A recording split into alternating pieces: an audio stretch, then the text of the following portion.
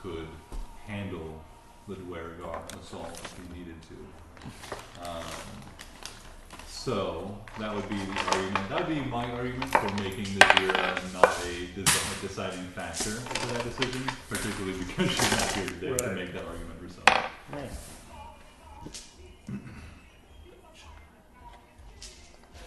Okay. But there will be additional context for the Zira's absence commence. But yeah, I believe Visigoth said either of those would be acceptable terms to get the map from him, but had at the end of the session invited you all into the captain's quarters for tea and refreshments after your extended time in the ocean and in a bell of water, or air, right? Mm-hmm.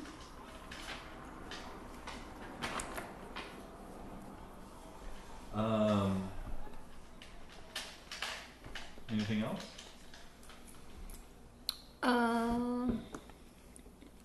His ship is called the Last Gasp. Mm-hmm. We figured out that the corrupted creature was some kind of amalgamation of all sorts of horrors. Mm-hmm. I was insistent that it was just a mutated one too, and they're like, no, it's not. It's all the things. We're listening to that back, it was very apparent. I was not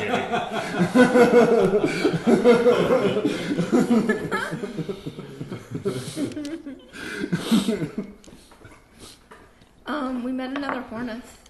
Oh. Oh, yeah. Mm-hmm. There seems, that seems to be more of a rank than Like a rank and person. a given title. And our dear vampire may in fact be a necromancer of some kind. Yeah, I believe I also mentioned that there were indeed some deadites among the crew. Mm-hmm. There aren't any like zombies or like freshly like rotting dead, but there were some skeletons that were doing some just like basic labor and stuff on the ship. Saw a few of them like just mindlessly cleaning the ship. I saw a couple like probably hanging off the side, scraping below. You could see them like some of them dipping below the water with like scrub materials to like start like scraping the sides of the ship beneath the water. See one of them coming back up, being pulled up by some humanoid living crew. But there are some functioning skellies working aboard or amongst the rest of the crew.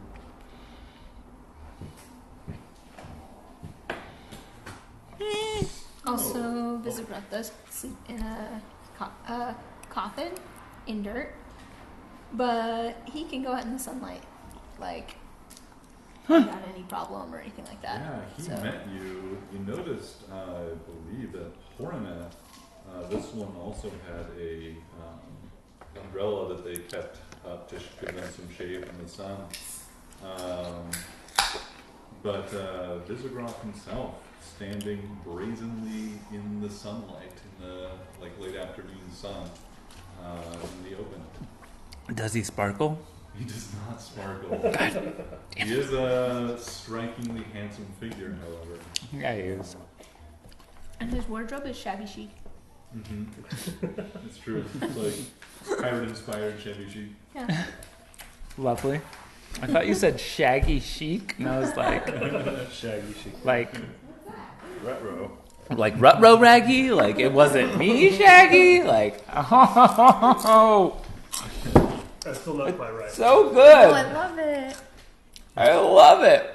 Is that the... The ship. Oh, nice. I like the way the bell looks. Mm-hmm.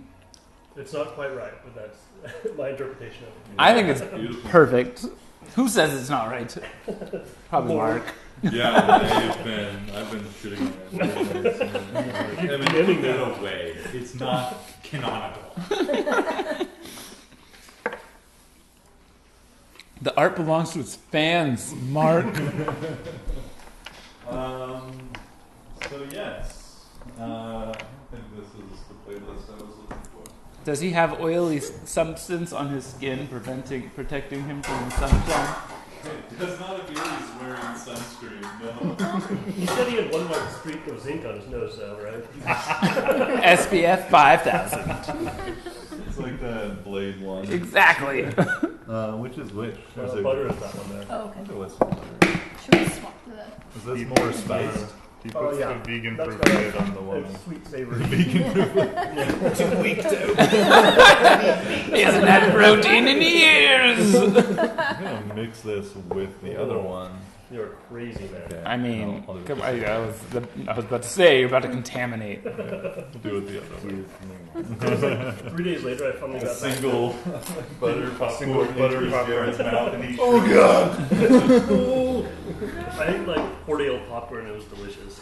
It was still in the Tupperware, so it was all sealed up.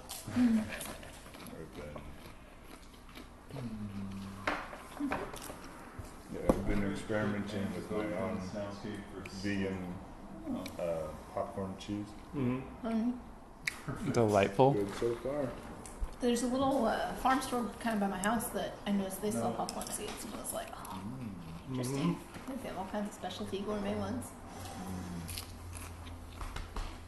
That's kind of cool. Try it. I've gotten mushroom popcorn before. That You are a pirate. blow up into like perfect little balls.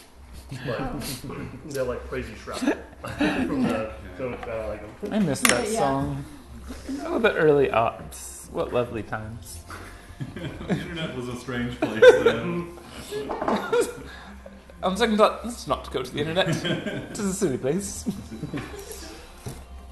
Look, that's a badger. I don't know if you guys are aware of that one. That was a great one. That came out in one of the D&D games. I think Sarah didn't know what it was.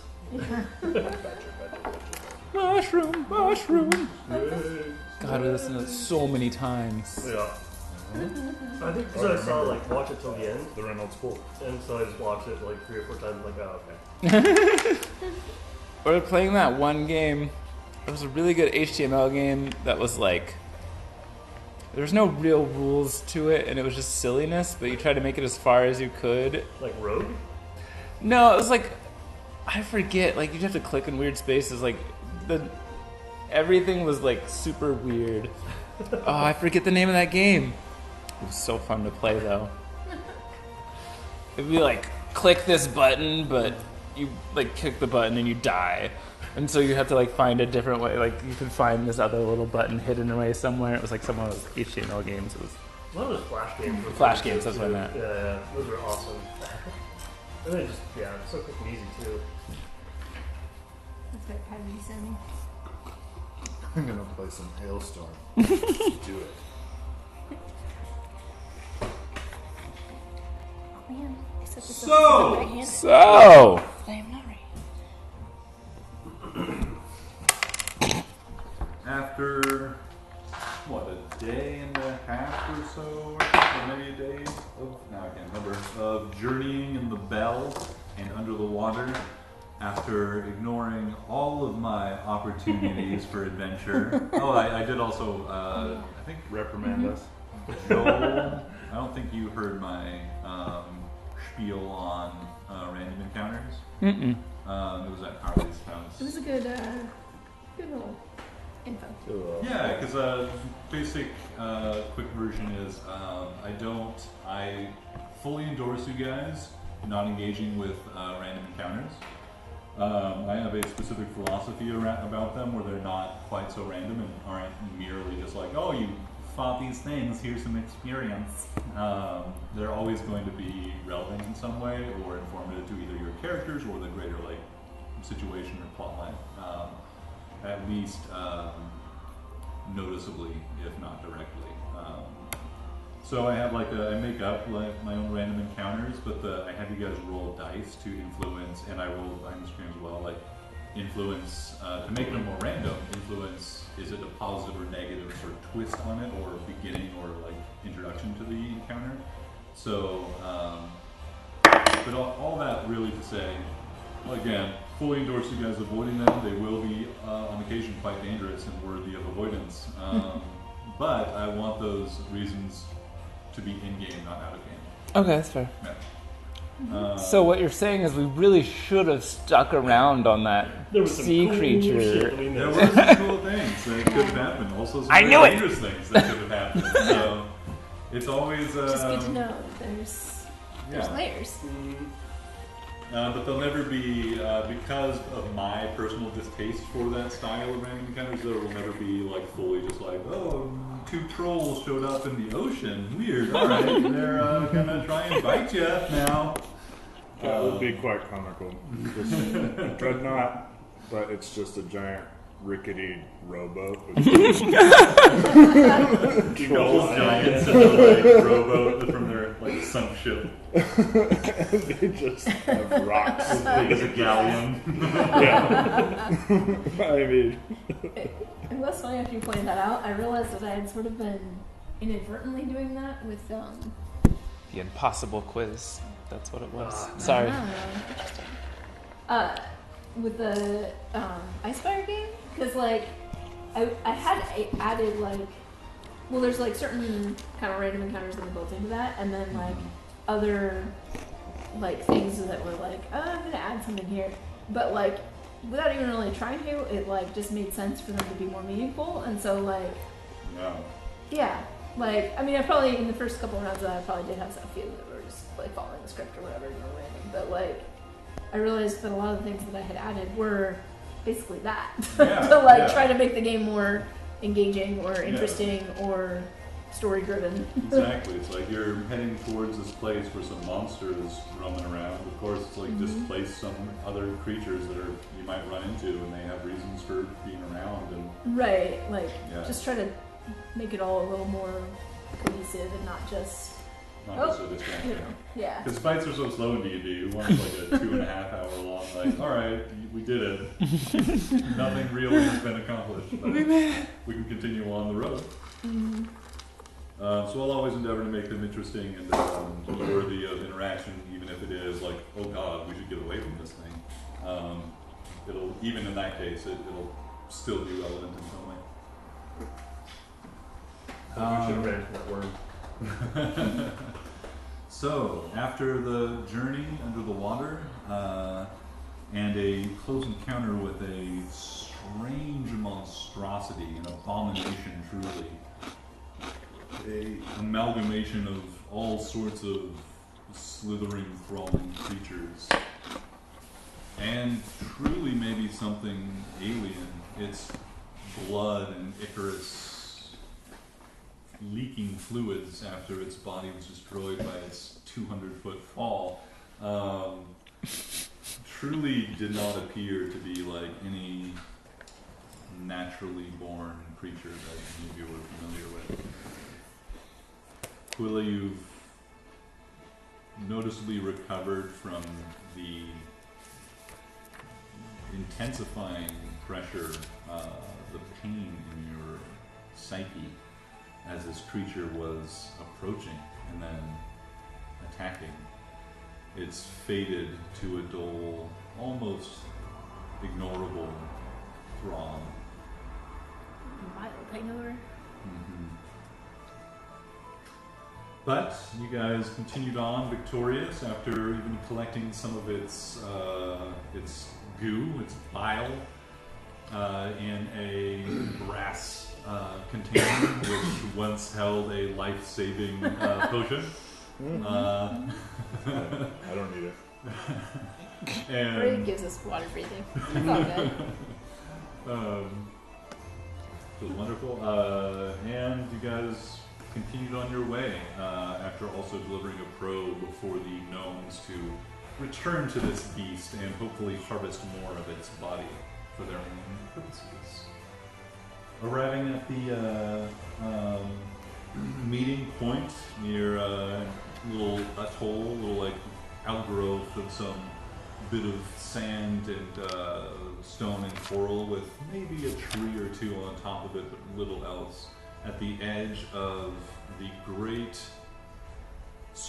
treacherous surrounding region around the Maw, which is very difficult to navigate unless you know your way around, especially as it changes so dramatically between high and low tide. This is one of the last safe places to anchor, regardless of the state of the tides, before you venture deeper into the maw or out, appropriately named or referred to by the locals as West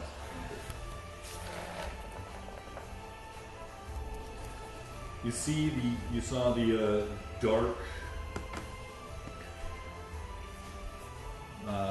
dark wood, or the ship composed of like this dark wood, reminiscent to some of you of the Gloomwood up north of Hall Creek in Canton.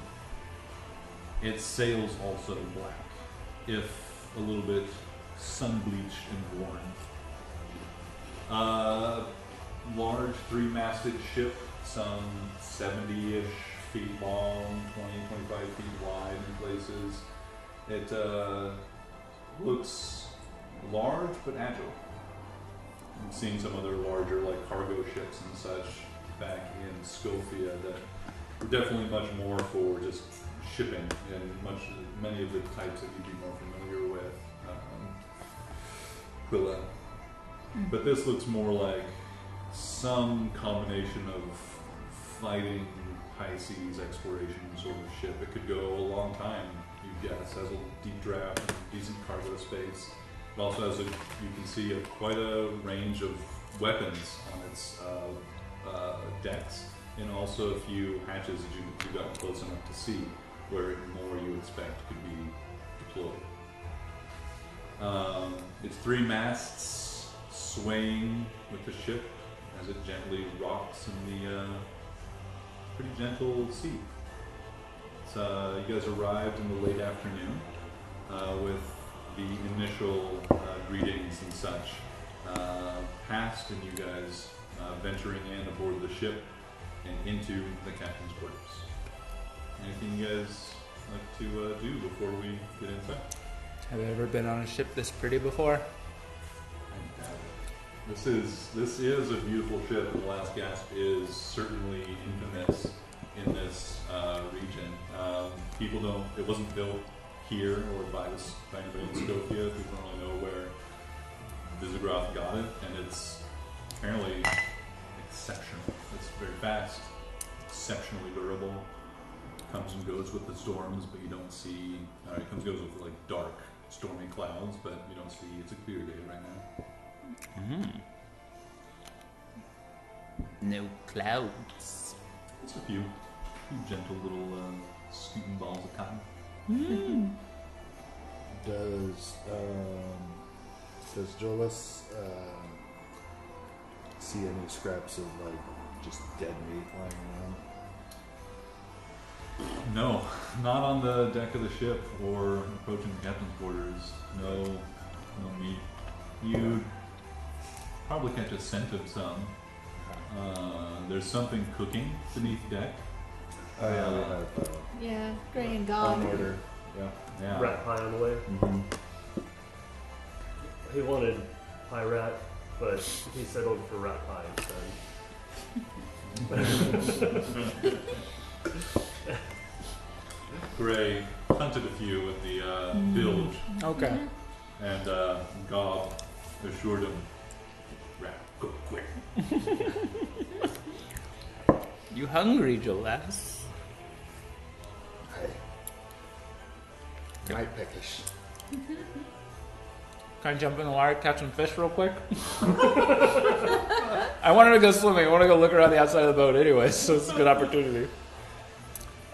Yeah. As the introductions are being exchanged, you leap into the water. Be right back. I swim around under the deck, just looking around to see what the outside of the ship looks like, Yeah, I mean, but it's, then catching an eye for any fish. Yeah, give me just a quick survival check to see if you are able to snag a fish or two. Oh, I'm you gonna have catch some quick fish. Extendo tentacles. You could probably just grab one if you got close enough. You say survival of the fittest? 18. 18? Yeah, you definitely snag a decent sized fish. Certainly enough for good meal. Perfect. Baked into something. The ship it's got a deep draft. It couldn't, it'd have a tough time getting real close to shore. any patched up holes? And it looks like it's been through some. Not that you see. The water here is pretty clear. You see some of the skeletons beneath the water, like just working on the deck or on the hull of the ship, just scraping clear barnacles and other growth and stuff on the hull. Something that's typically done in like dry dock, but when you got people that can just hang out underwater all the time and don't mind meaningless tasks, the skeletons are just working away. You don't notice anything. It looks like a pristine ship, like fresh off the line almost. You can see a few maybe scars, but no like serious like patchwork that's been done that you can tell. At least, quick. How long do you want to spend looking over it? Not very long. Yeah, I think. If you want to make it a socially acceptable, Yeah. gone, it would be a quick glance over. I'd say like it looks fantastic. It looks like practically right off the line. I'll swim my fish back and throw it to Jolas. Great, hand you a dirty towel.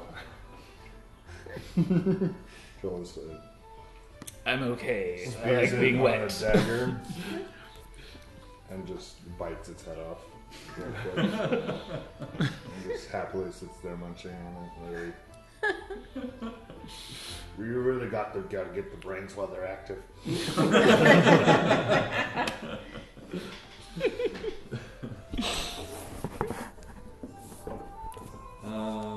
Wonderful. So, you guys joined Visigraw in the captain's quarters, where you found, I believe, or described last time, the coffin in there with some like grave dirt.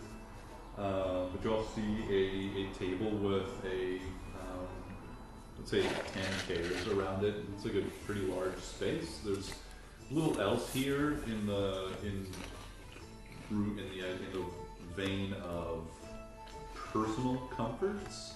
There's like a small library in the corner and a looks like it was like a wet bar, but it's not like what you guys. I don't know if any of you have been in the captain's quarters before, but they're usually a little bit more opulent and satisfying.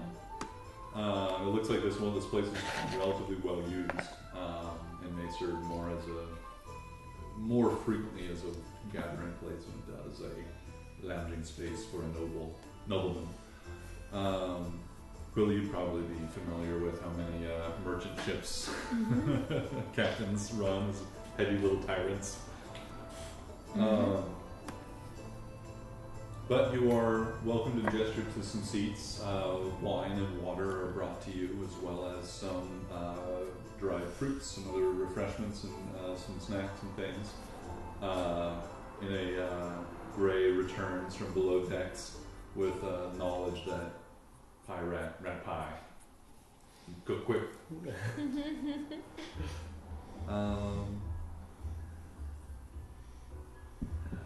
So, Visigraw gathers you all at the table and sits down himself, pours himself a drink, and makes sure that you each have anything that you like, water or wine or otherwise.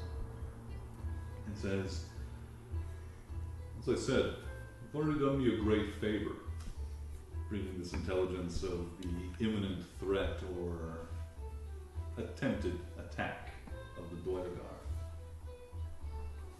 They are interested in the map and the Imperium. So interested to come after it after I took it off their hands. Well, maybe it will be better off in your hands anyway. The Duergar already had this map? Not the Duergar. Well, Chanty sent word. The Imperium was trafficking in something highly valuable, some artifact. He didn't know exactly what it was, but he gave us the lead.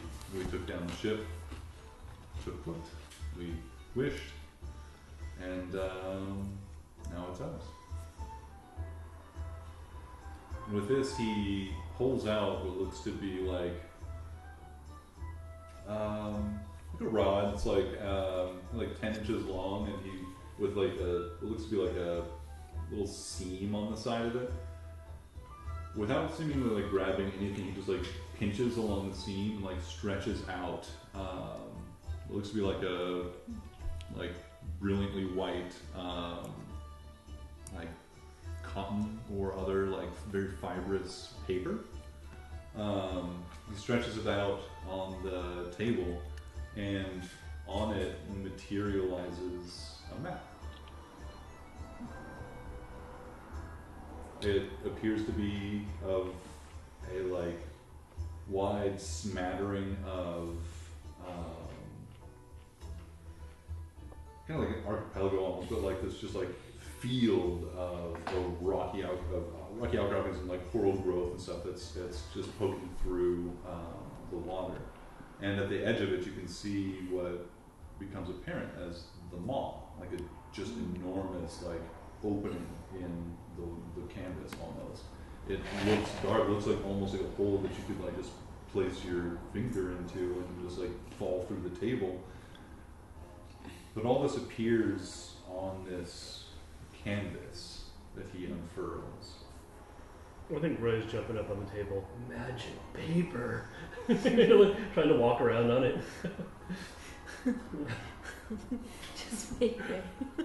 Physiograph like physically prevents you from walking on this. You have a good eye. It is indeed magic paper, my friend. Please keep your with feet. my tentacles. Pokey one. What have we said? Walking in place. He gives you a moment to look at this, and you can see at the center of the map is a tiny little ship. Is that us? It is.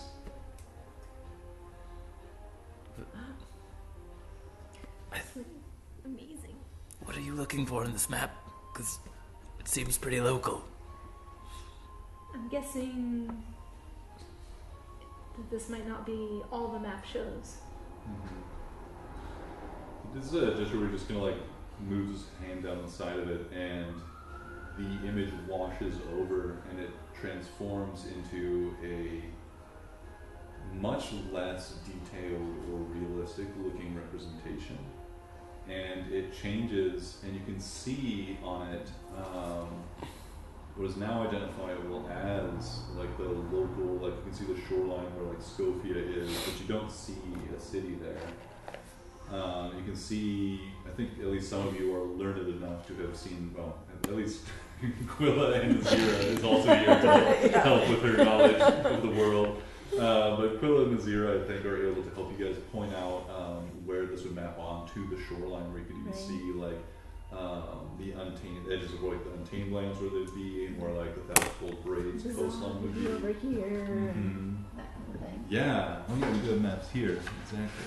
So Like, I think Looking at it. between these two, we have a good idea. So it would probably be showing like a good old, like a big square in this area. So like probably like a big chunk like this. And so you can see like lots of the coastline.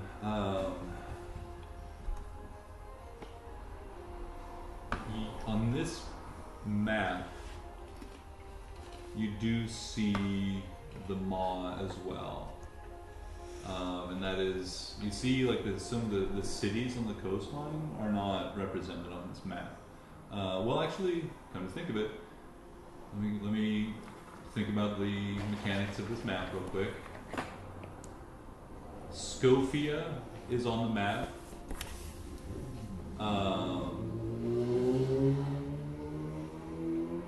Bizond is not, but some islands and outlying area is, like more clearly on the map. Is like you can see some of the settlements and like island outposts nearby. The Bazond is not because it's out of range of what it shows, or it's in range, but it the isn't, it just city does the city itself isn't. isn't on the Okay. map. But you can see, like looking closely at it, you can see like the map isn't so large that it has these portions that are like much more fine detail than others. The finer detail extends to like lots of the space around the maw of Scofia, around the coastlines of the Untamed Lands. You can see even some detail around the Shattered Isles far to the southwest.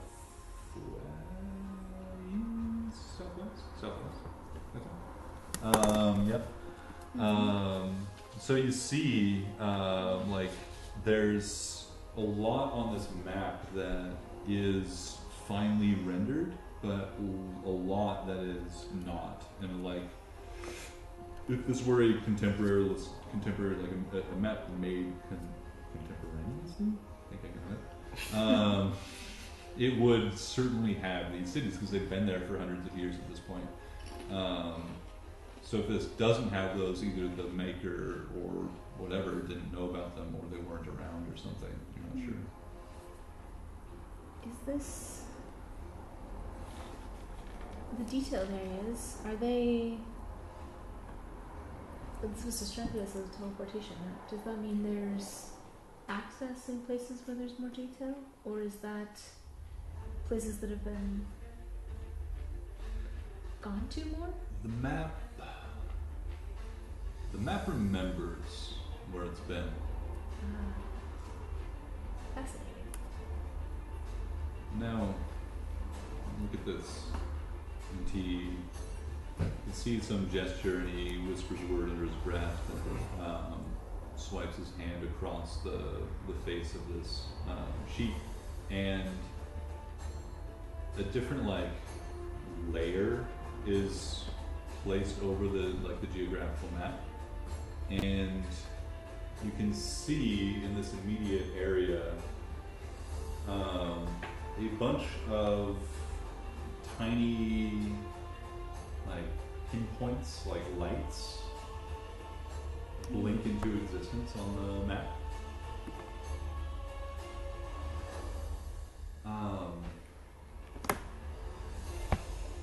Are they hovering over the map or in it? They're like overlaid on top of the map. It looks like they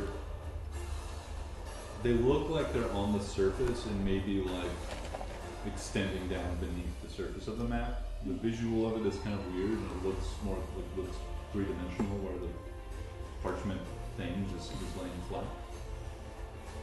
I want to poke it. You poke it. I Mission Impossible gray over it. A dirty smudge swipe. It doesn't seem to respond to your interaction. What light? He's like trying to grab it off the paper. The lights are sites of power. Ancient. We've explored a couple of them and found them to be quite similar. One was in a broken, ruined temple, and the other was in a naturally occurring cavern. But both, in their heart, held an obelisk of crystal. You familiar with Bellstone? Yes. It seemed to be made of this.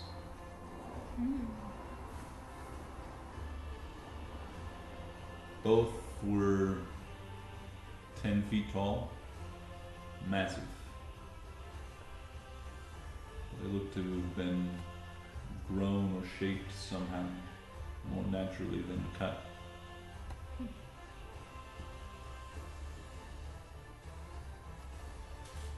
Do you know much about how Bellstone is formed, or what causes it to grow?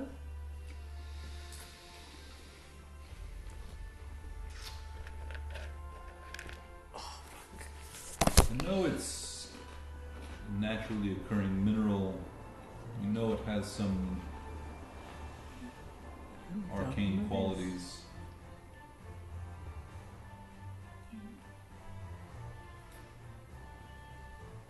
But these are like focuses, anchored points.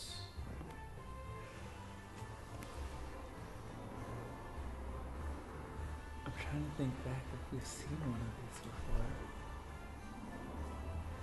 We saw one last week, We saw one this week. but not us. Not well. Or July.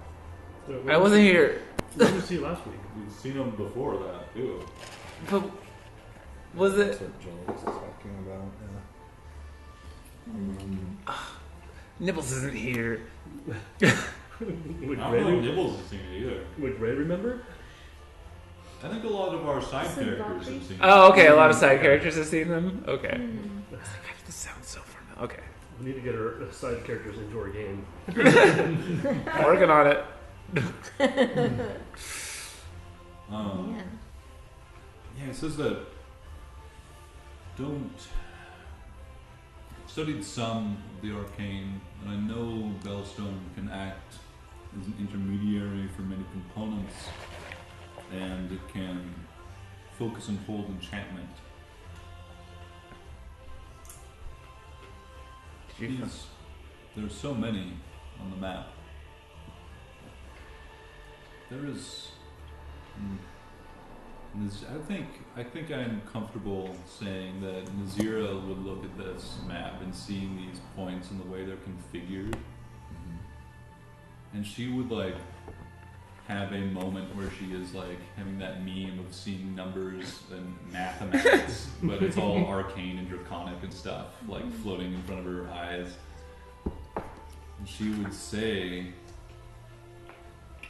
She's starting to believe. follow the ley lines. The wheel. Interweave with magic. And I think that Visigroth would smile at Nazira's awareness of this, and Nazira and he would probably have a very excited conversation for which Nazira quickly outclasses Visigroth in his knowledge of the arcane. But I think you would learn that these motes of light on the map are places where, if you can imagine the ley lines, weaves of magic always shifting and flowing like sine waves or something, these would be places where those waves would be anchored and would shift between, but would almost always be around that spot, like places of magical focus where ley lines can be, if not captured, can be utilized.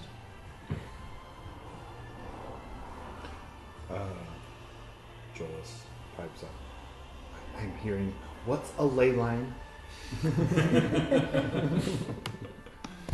Nazira, always excited to share her knowledge, would happily explain in great detail.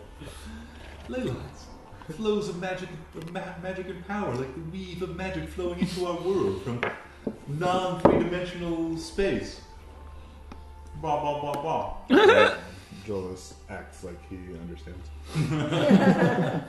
Ray has already like snuck out of Hewitt's arms and is now looking through the library, looking through the books.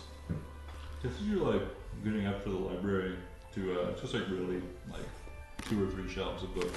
Not much more in the little corner here.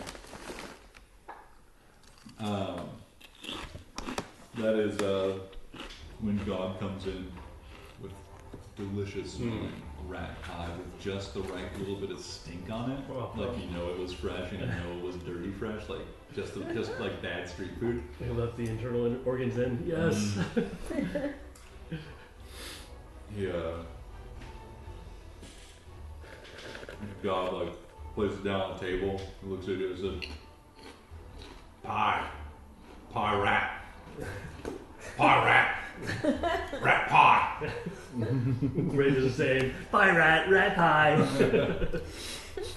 He runs over and grabs one. Greedily shoves it in his mouth. How does it taste, Mark? It tastes greasy, but actually not that bad. There's enough, I mean, it's salty, greasy, and got a hefty amount of seasoning to cover up any disease that might be in there. Who knows? Mm. But yeah, it goes down smooth. Probably come out extra smooth too. Oh yeah. I'm sure I'll offer it to others if there's any other. Delicately passed. No, thank And you. covered in rat hire. He's gonna walk back over to the library.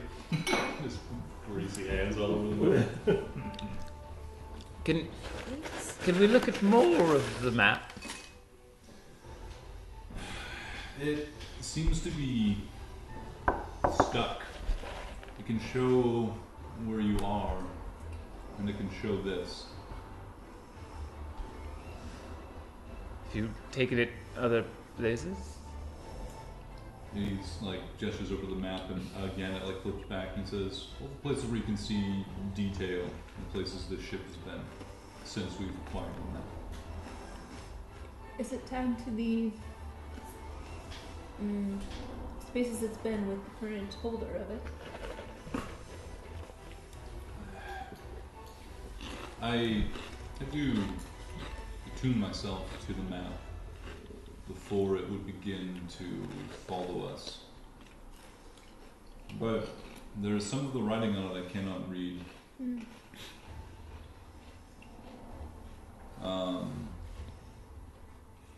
But the fragments and the symbols make me think there's more, it can do more. The enchantments on it are more capable than they're currently displaying. Do you think that's some kind of arcane block? Or more situational? I think while you're asking this, Nazira steps forward and asks permission to step politely, but very interestedly would ask permission to examine the map with her magical tools at her disposal. And she would cast Detect Magic, or not Detect Magic, but Identify on this, which I think she has. We'll see if she does. And She probably does. She does. as her eyes cloud over and she begins to recite information. Do any of you speak Elvish? I was gonna look like I actually speak. Do not. Oh, info. I speak Aquan. I'm just practically Elvish.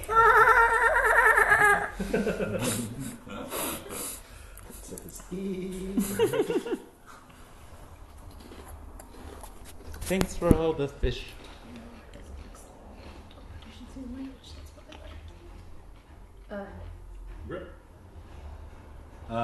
She begins to speak in Elvish as she is in some magical trance. Zgra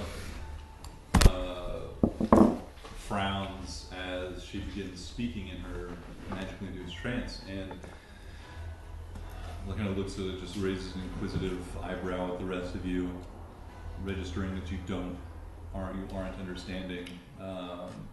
He begins interpreting as best he can, and he says, "This device is twinned, paired. No, there's more. It's one with many, many with one. I don't know the word. But the connection is missing. It's been severed.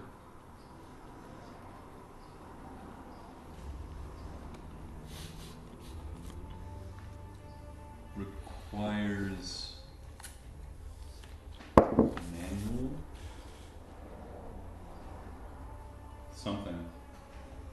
Something like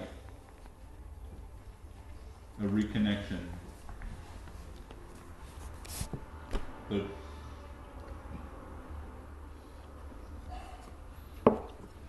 original? And as Nazira continues for a few more moments and then goes quiet, still in the trance, he says, original maker, user, crafter, authority needed.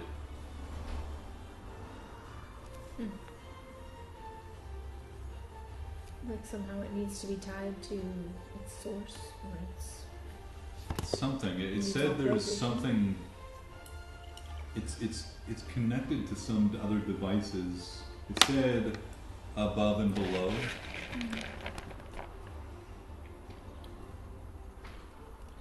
But the word below was wrong. Like the heavens and hells? Not. It's like the sky above and the sky below. But it's like the sky below. I don't know. Don't we sailor folks think of this as the sky below? He said, pulling it out of his ass. It says, I don't know, the way it's different. It means the sky, like above the sky, but there's a second that's above the sky below. Like layers of the sky. I don't know. But those are just the things that it's tied to, or it's supposed to be. It's trying to reach out to, but it can't. Or it's expecting them to reach out to it, but they're not.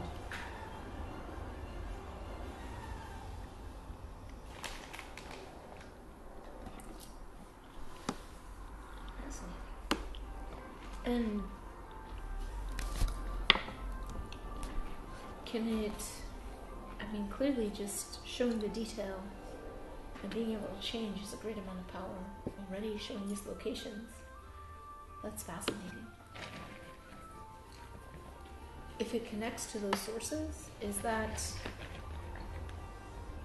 the map is a means of travel also? Or, I mean, even just the, like, commercial value, seeing where this Bellstone is.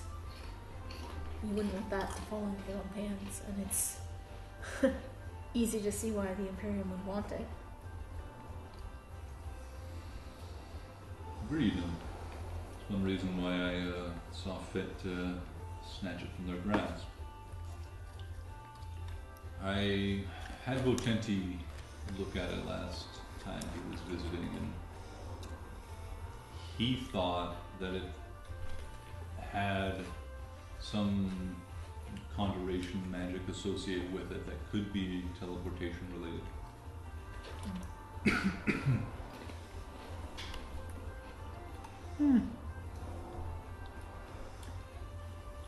You give this map? We take this map? If you do me a favor, one more. Magic paper. We do favor. So, Gray,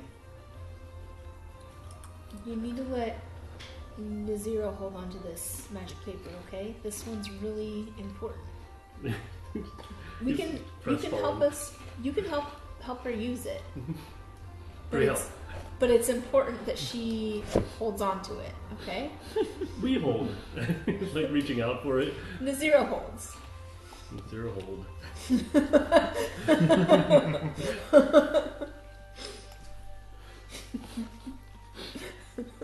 I'm very upset. Is there any light coming out of the maw? There is not.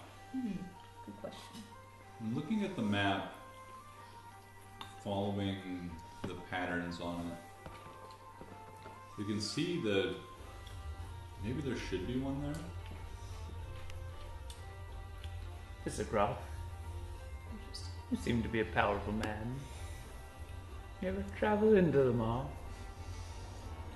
I've ventured close, but not inside, no. Any curiosities of going one day? Maybe once my retirement's over. Retirement.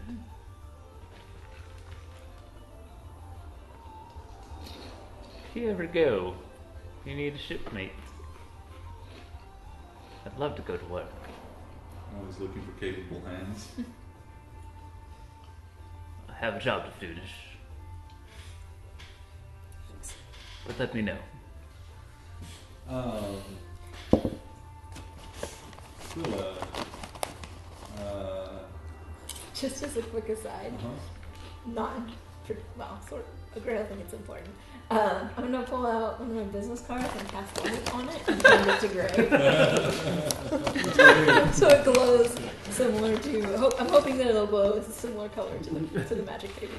Gray's like laying on his back, kicking his feet up in the air, just like looking over this card, and tasting it a little bit here and there.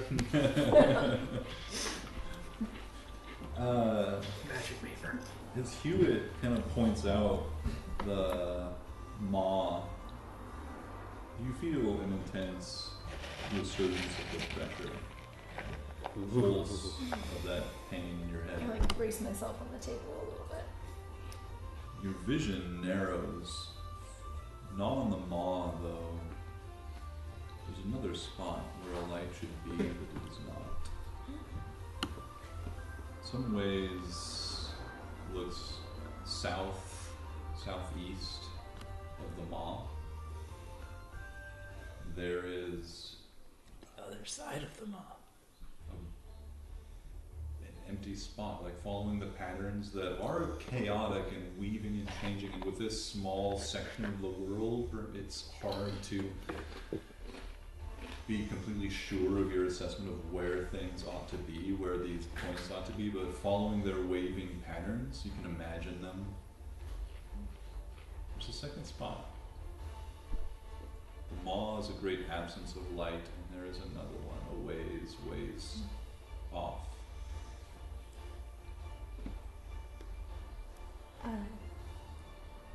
I'll try to sort of like regain my balance a little bit and stability, and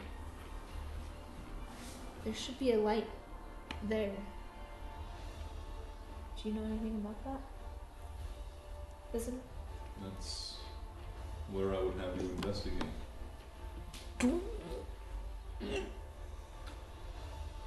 okay? I think we have to go there. I don't understand why, but what do you know about it? That region is characterized by inclement weather, unpredictable seas.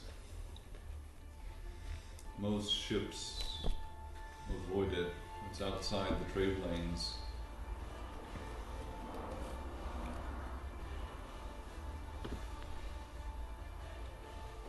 And it's the repulsion I'm feeling, or the weird feeling, is more because of that than the maw, or is it both the absence of You just had light this and the- moment where, like, you're overwhelmed by that pressure, like that stabbing pain in your head, and your vision just narrowed, like telescope down to just like see that, like you could see that like blank spot, and you could see like a dark, like absence of light, just like swallowing your vision for a moment before you're able to pull yourself back out.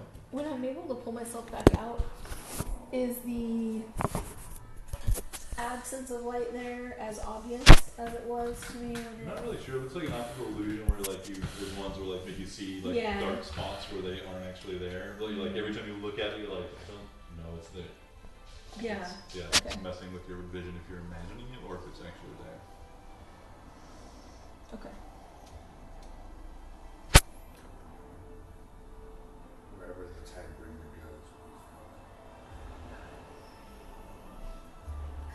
Quote looks slightly uncomfortable for just a second, and then it's like, What's your Okay. interest in this space, Isagral? Curiosity. do I buy that? I have the same exact question.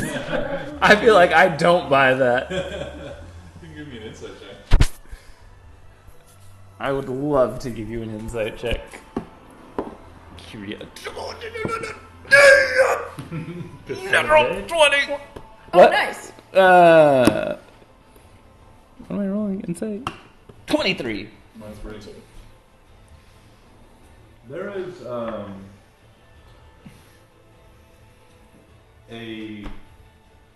certain amount of reflection that occurs before he says this, as if he like. There's certainly more to it. That's like a gross oversimplification, but you don't get a feeling of like malice or deceit from him. It's more like might have a personal reason, or like just there's something like I don't know if any of your characters would have appropriately accessible analogy or analogy person in your lives, but like I don't like more than anything, it strikes you with this feeling of like the detective that just like won't let that case go. Like a white whale. kind of like, or like either that or like the detective that like retires but can't stop being a detective. Kind Got of one thing. case. Yeah, Yeah. just like I was out of the business, but the dame walked into my office on closing day. It seems like with those high insights that it's something that bothers him, and he doesn't like things like this. When he talks about like, well, I think it's probably in the way you heard him describe how like the trade routes don't go there and ships around here know to avoid it. Like he doesn't like. You get the impression he doesn't like that for whatever reason. Have you? Like an inexplicable part of the sea that doesn't sit well with him. You've been there before? Once we noticed, it was a nuisance. It was one of the mysteries of the sea until the map showed there was something wrong there. And that redoubled my interest. We did make a journey, but I chose to call it off when the storms came and the seas turned against us. I couldn't be sure I could keep my people safe and pursue my goal at the same time. Do you have But with you, I can stay aboard the ship, keep it safe, keep my people afloat and alive, or you go beneath the waves and investigate. So,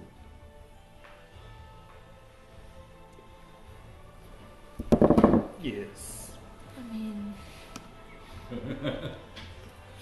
The light spell ends on the card. He shows it in his little bug bag, and we go. great, let me see the card. Magic paper. Did any of you, the map's still out on the table, right? Mhm.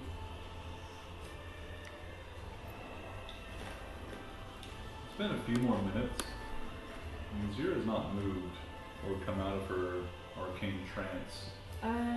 Oh, definitely noticed that and kind of gently try to shake her. Zero.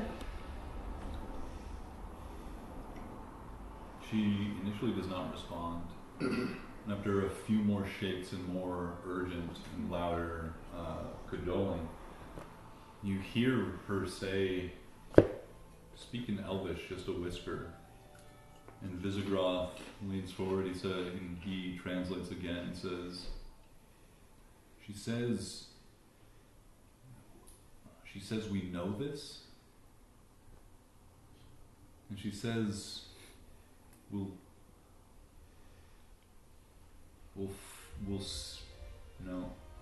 find the way into the Panopticon.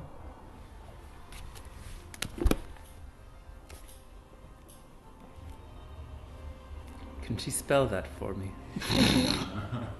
It's not a word. It's not a word I know.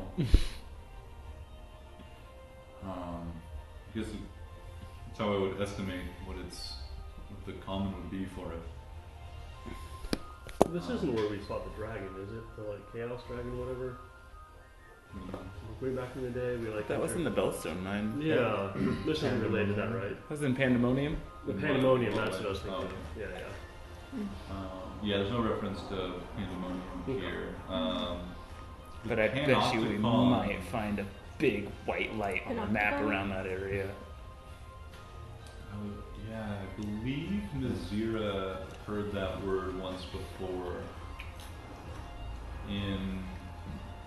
I believe she shared it with the group. I'm struggling to remember the context now, but I believe you guys have heard that before in reference to some like ancient, like super ancient pre-collapse,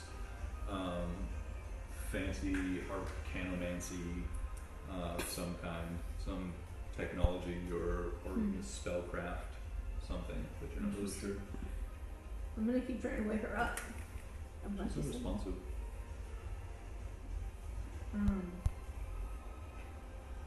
Then we'll be till next time. Yeah. Grace snaps a stink bug in half and waves under her nose. You can see a little curling of her nostril as her body is receiving that smell and not enjoying it, but it doesn't pull her out.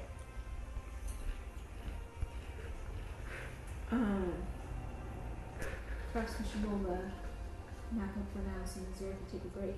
But Yeah, she cast identify on the map and began this like magical trance that she's now like seemingly stuck in. But she's like just like the map was like in front of her, but she just had her hands on the table and she's just still sitting there like perfectly still with her hands on the table. Just she was whispering for a time as you cajoled her, maybe bringing her consciousness closer to the surface or something, but she was whispering out to you. But after that, she seems unresponsive. She's not touching or interacting with the map at this point. okay. But her eyes are still like misted over. Okay. Hopefully she comes too soon. I found it once. Oh, I'm looking in her notes. Excellent. I'm cheating. can you remind me of the context? Well, the only time I'm finding it is when in regards to this map. Yeah. Two artifacts, one elven map tied to ancient places of power, a mystical highway of sorts, the Panopticon. Cool. Sold to some pirates. If I find it anywhere else, I'll let you know. Soul would change the context of this. Wait, what was sold? It said that the map was sold to some pirates. Oh. Well, redacted. Redacted! Acquired by one way or another. This happened a long time ago. Extorted. Pirate pirated. purchase. Yeah. You know, You'll I cocaine figured- discount. yeah. Take what you can, give nothing back. Especially when it's a shipment going to the Imperium. These other shuffles, Visibra. You said you were interested in our help with this, those that are going to come for you. If you felt more inclined, that was an acceptable boon you could offer me. But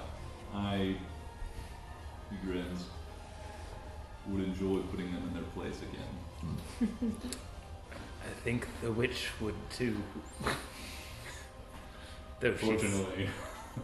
catatonic at the moment. Yeah.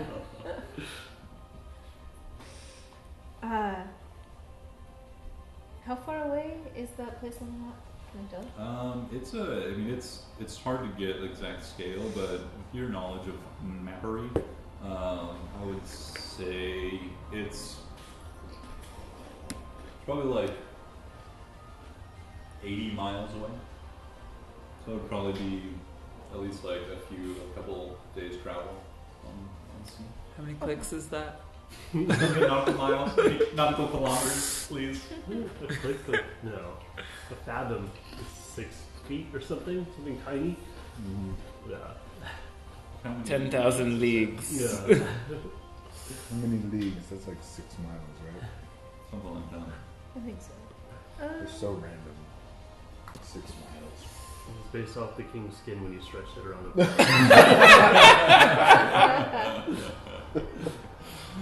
When you laid the king's veins from end to end, How after you did they- beheaded him. How did they figure this out? Well, We had a king. we How? had names. We had a king. We don't now. At least that one.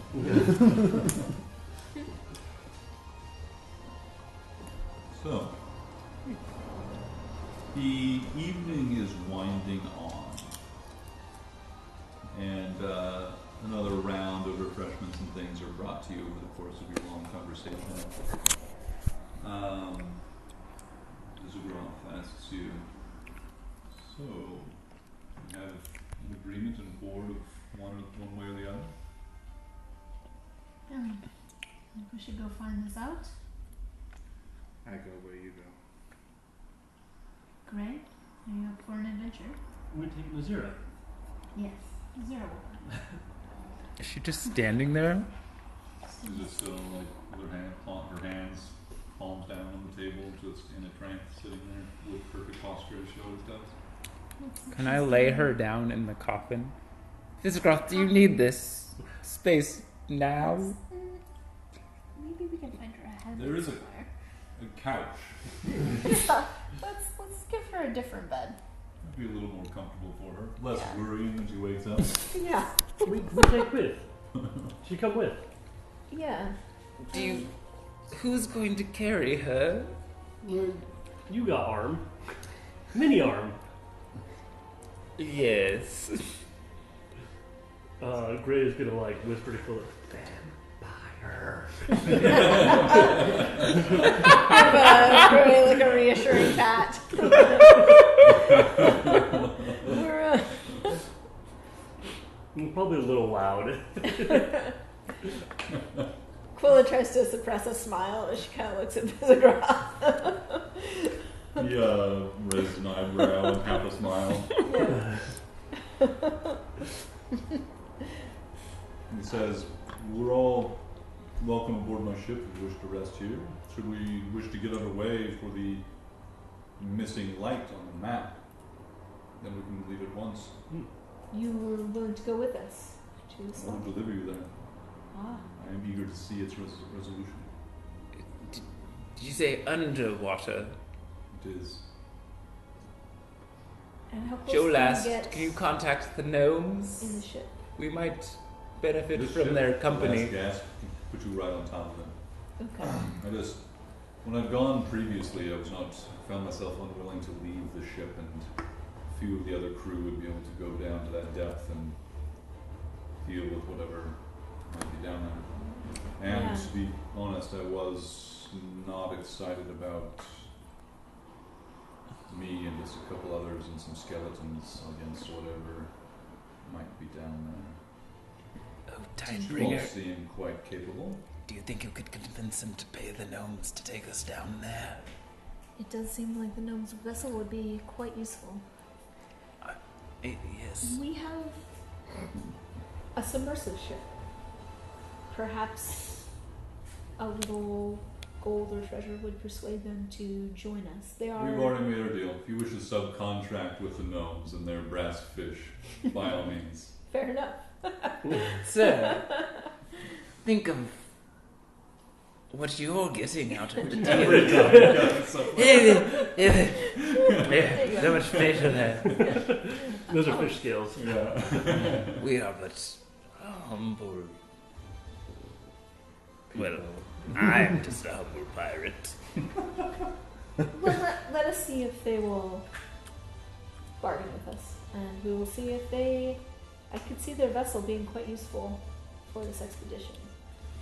And if not, we can probably make something work. Do you have another way for us to get down there?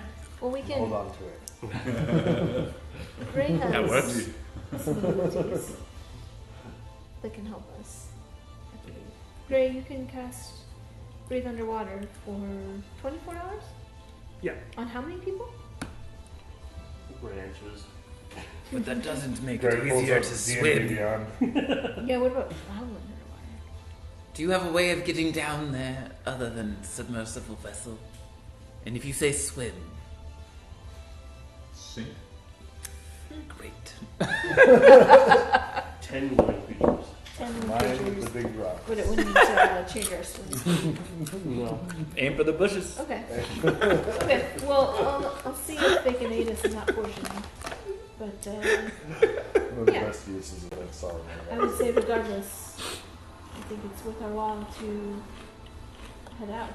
Let me see if they're willing to join us. And Regardless, do you wish to leave your friend aboard the last gasp? I can make sure she's comfortable.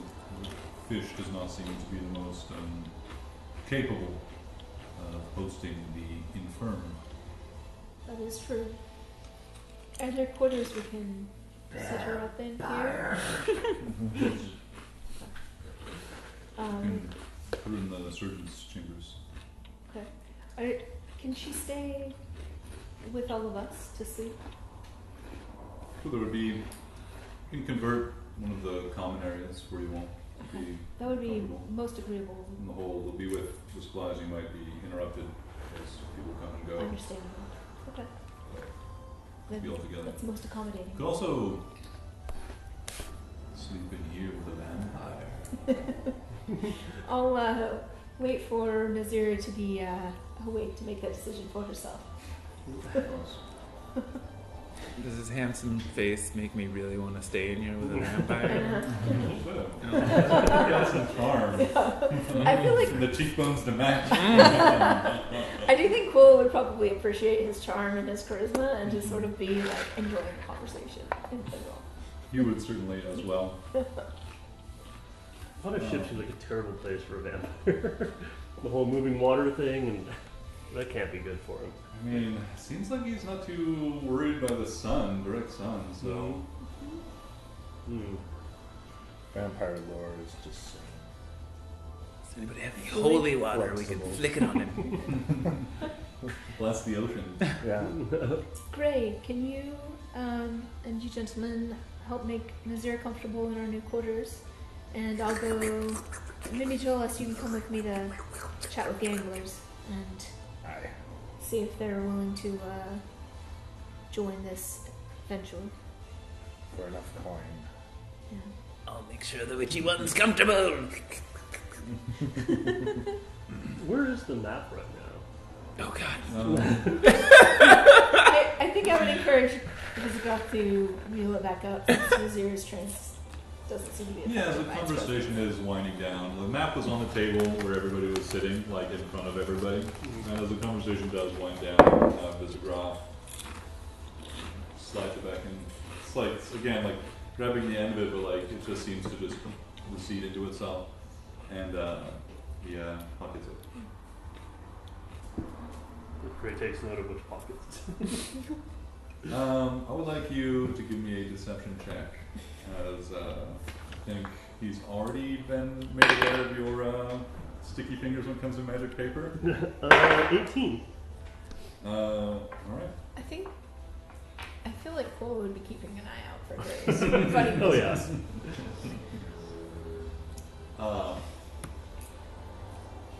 In that case, you would probably see Visigoth give a little knowing nod to you after Gray sighted in on the paper, like greedily watched it being pocketed.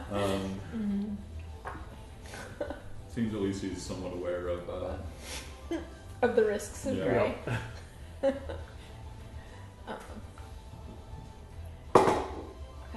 Yeah.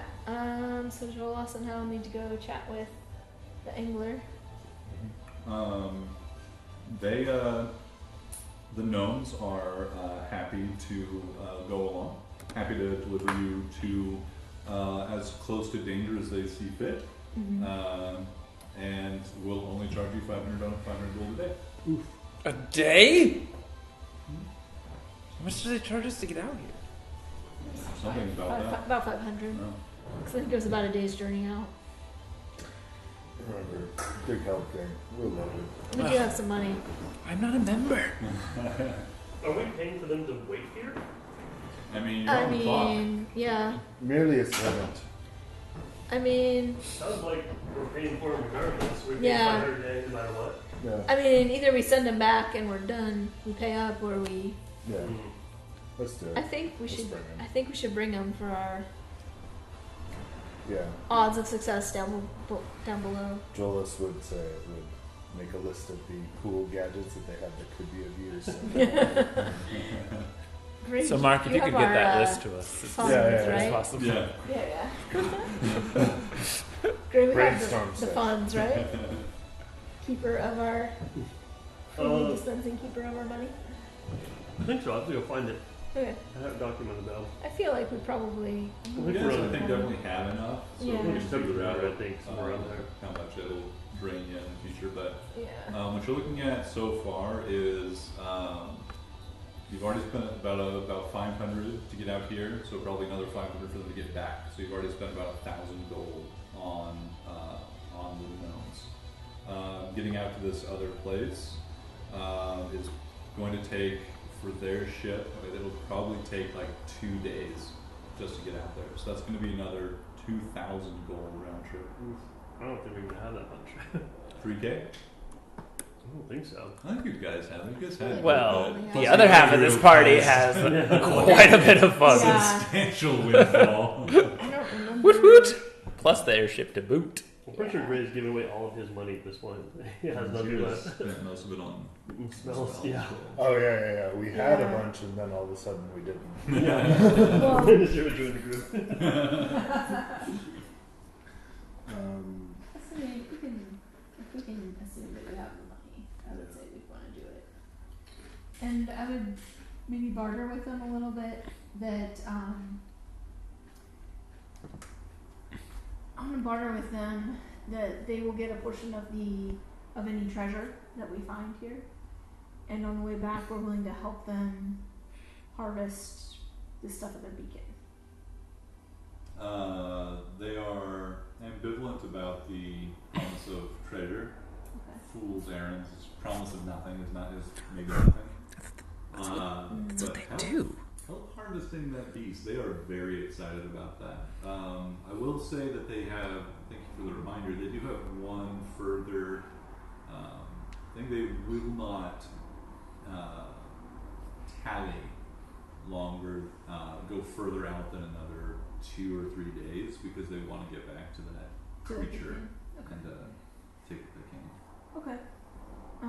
Yeah, I think convince them that if they're willing to go with us for this, we will pay some, but we will help them also to hopefully reduce the charge a little bit.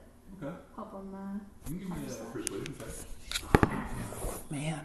You can do so either with help Yeah. or with the advantage, or you know, you can Jolas both would roll, lend or you any can do- assistance that the. okay. Do you want to get it? Let's hope you roll well, because I He rolled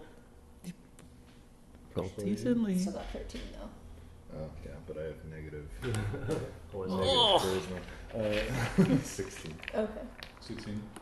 Between the two of you, you seem to have caught them on a. They're still so excited about that creature's body, and they are eager to get as much help to get it back as quickly as possible. So they'll knock up to, depending on how long the voyage lasts. They'll knock off 1 day for every 3 of the journey, up to 1,500 gold. Okay, cool. That'll help. So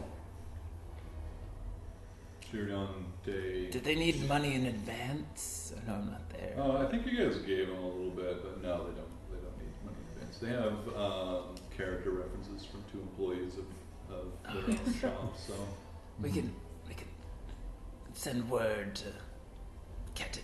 Send money this way. Yeah. We'll take our monthly stipend in Yeah. advance. If you could pay us, that'd be great.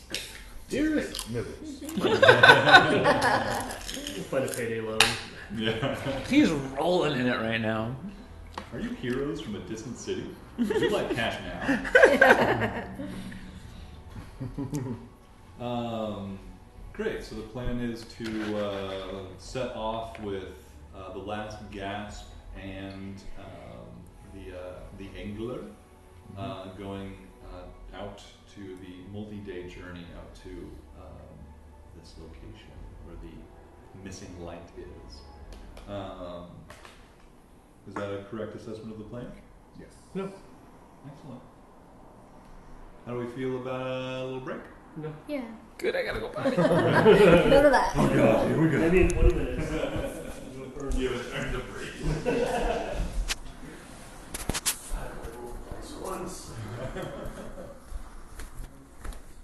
Okay. It's a little bit you. Okay, it's all you. Like, wait, why am I taking blame? No, it's you.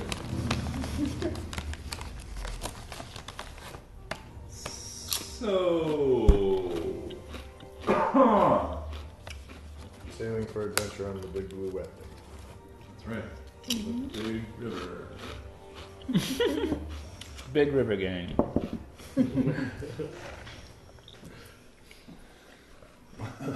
Muppets, a treasure island. So, the first night aboard, well, actually, let me clarify. You guys are going to be traveling with both vessels. What do you, it is approaching night. How are you guys planning to equip yourselves overnight? They do create for you a small space in the hold of the ship. It's not the most luxurious you've ever been, but they provided some small amount of privacy by moving some crates and barrels around and hanging a few like linens and things. Creating a small, like portion of the cargo hold that's yours within that space for you all to like roll out some mats and hammocks and stuff. I was gonna say, did they provide hammocks? 'Cause I want They hammocks. do indeed. Yeah, they provide you with like 4 Sleep like a baby. hammocks that you can lay out or hang up, and also a few just like mats for the ground.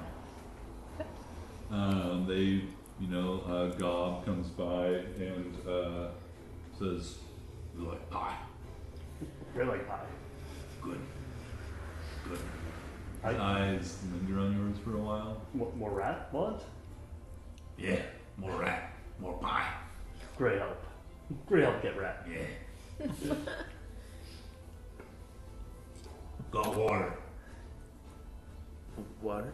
And he like goes back around, like pushes up like a little cart. It's like kind of small from this is in fact like I believe he's oh god, now I can't remember. Was Gob an orc? Orc. An orc. That's yeah. right. Yeah. He towering figure of this orc like pushes up like almost like a flight attendant like trolley like little cart. Like not even up to his waist.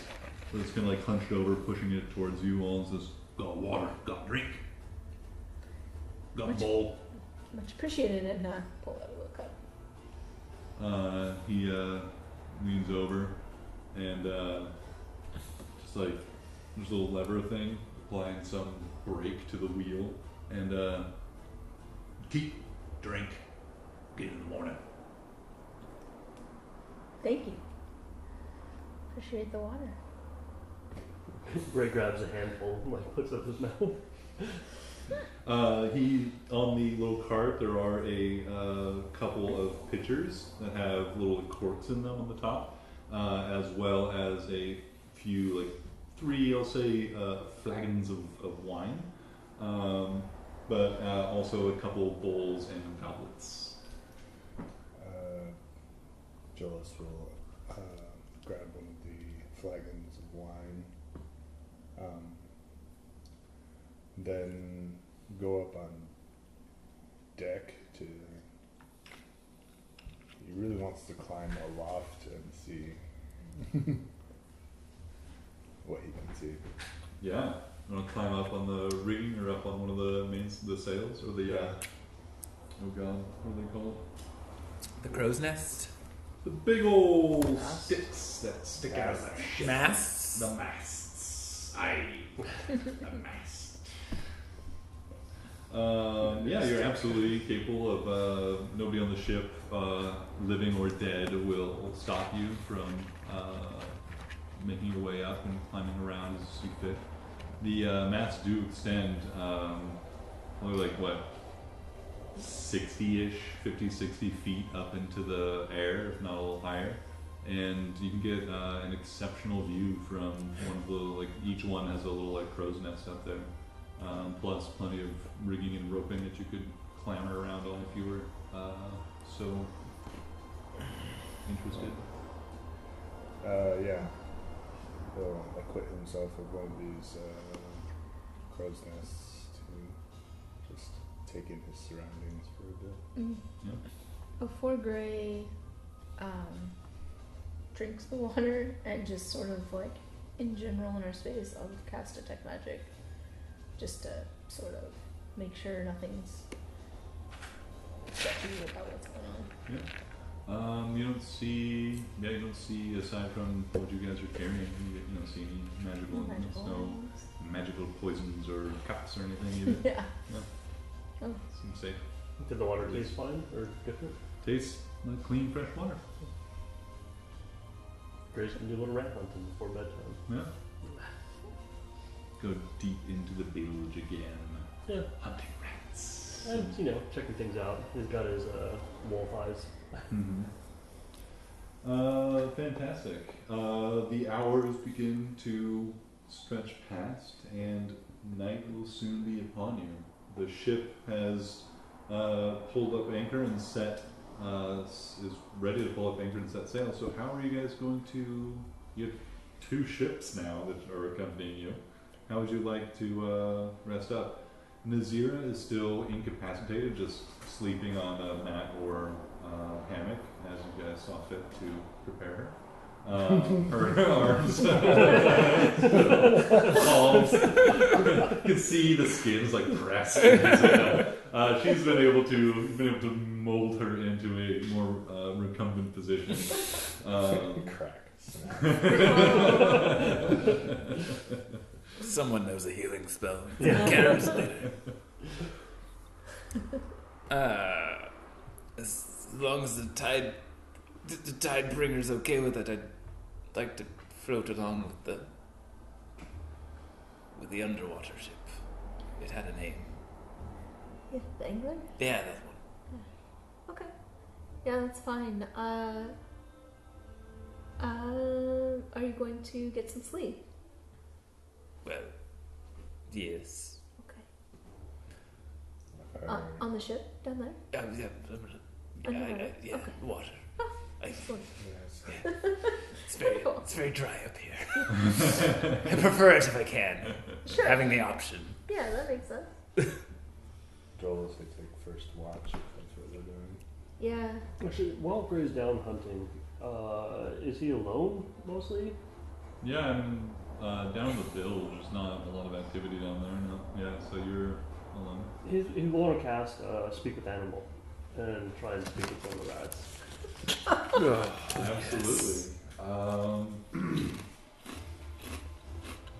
Yeah, you definitely find one. How about you roll for me a survival check to help me interpret the conditions under which you capture this rat, and you can describe for me how Greg goes about that as well.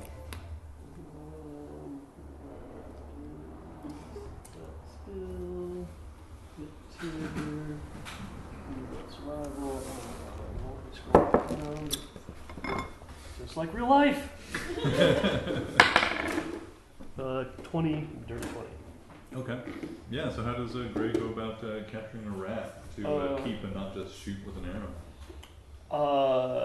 He probably gets it by the scruff of the neck and just kind of walks up and like lifts up, like, "Great, not hurt." Yeah, you hear it just like this chittering and squeaking up until the moment the magic activates and begins to interpret. And it, you just like pinched this back of its neck, and it's just kind of hanging there. But it, you're pretty comfortable and confident you've got it in a not very painful way. And it screeches at you. Then let go! Then let go! I'll bite! I'll kill! I'll let go! But after a few moments, it begins to calm. It wriggles and writhes furiously for a moment, but after a moment, it's like quiets down and just stares at you with like big beady eyes up at the side of its face. Gray is gonna cast Cure Wounds at level 1, and cure any help. I help, no hurt. And then I'm gonna reach and grab a bug out of my bag and offer it to him. Broken paw, grab! And it grabs the bug, which is like big for it, and just starts biting into it. Is there a particular bug you're going for? It's just a pill bug. Run-of-the-mill pill bug. Great. Is it, you here long?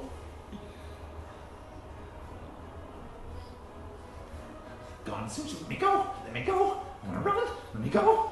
We'll let go. Answer first. What vampire eat?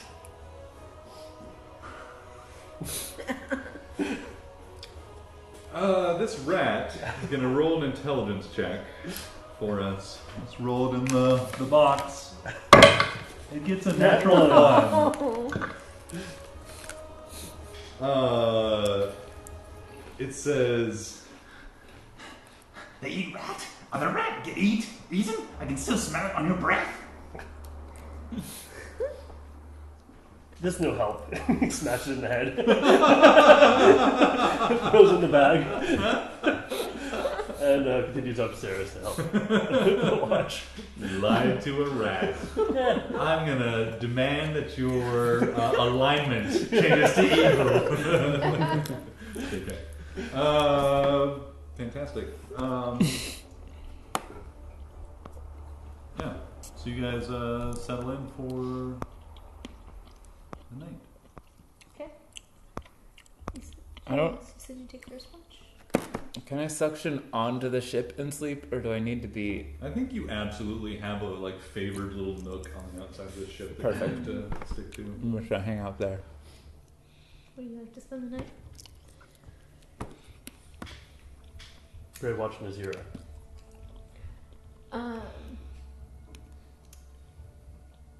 Quilla will tell Gray and Jolas, been having visions in my dreams, so just make sure I stay put in my sleep. Worry not, Tidebringer. Just whoever's in watch, I appreciate your help. Wake me up if I seem too erratic, I guess. Jolas will stick by wherever you are. Make sure you get sleep too, but just Yeah. during the watch. Mm-hmm.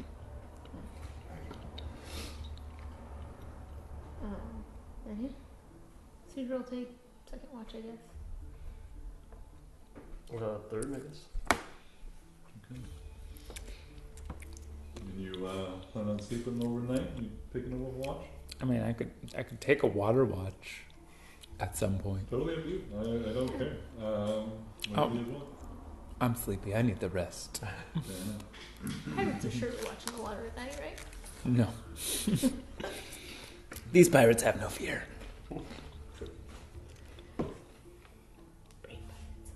So,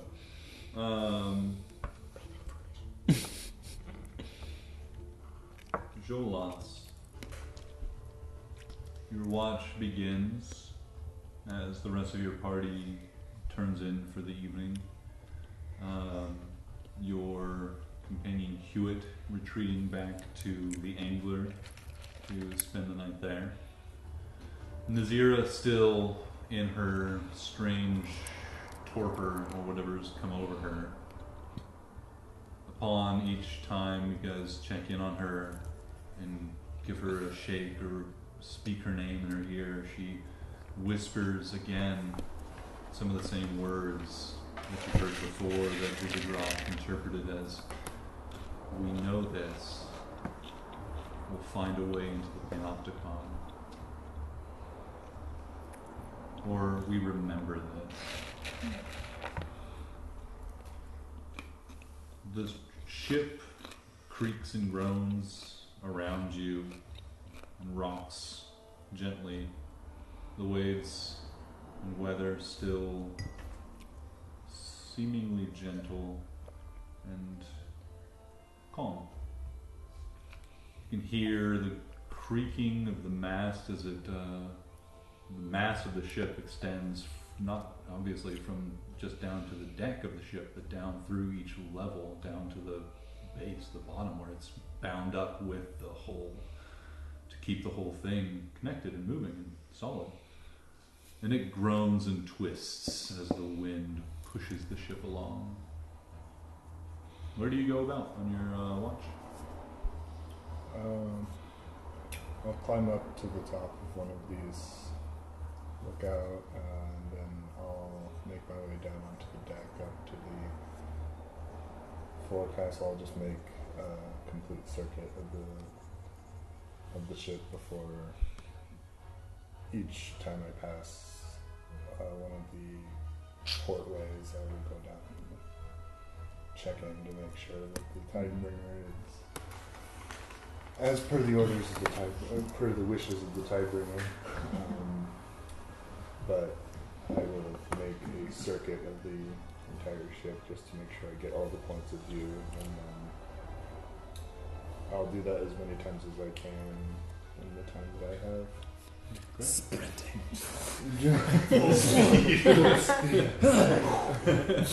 All the way to the crow's nest, and all the way back down as fast as I can. Spartan race, I raise you. Pirate race. Yeah, pirates. You like use one of the ropes from the mast to zip line back down to the Every deck. time you go up, it's like cutting a rope and pulling you up like in a pirate movie. And then cutting the sail on the way down. Some skeleton on the deck is just like, and gets a rope to go repair it.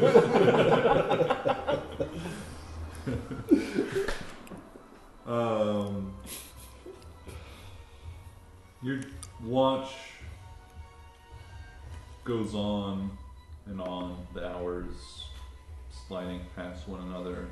The night is dark, the cloudless sky is showing.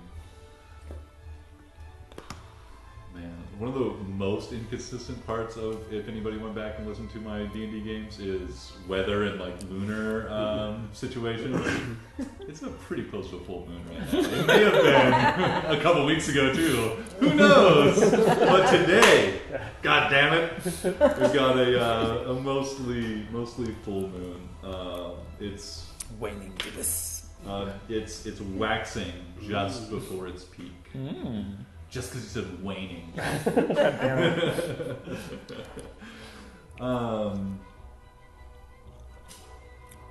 And in the water you see glowing light moving in the direction of the ship.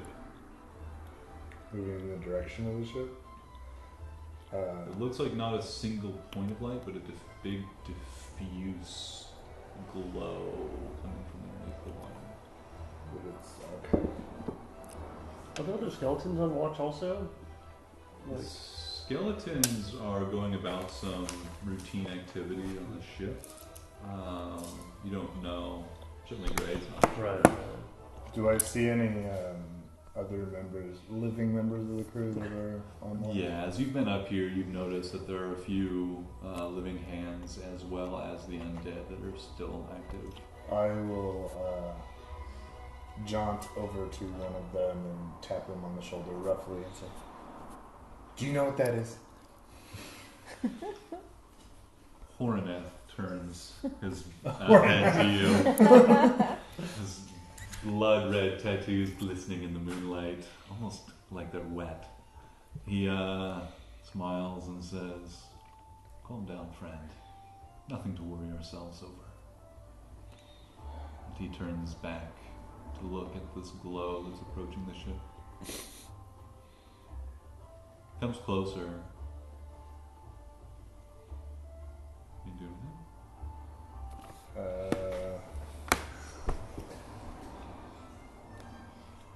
Hornith comes closer to Jolas, or the lights come The closer? lights come Okay. closer to the ship.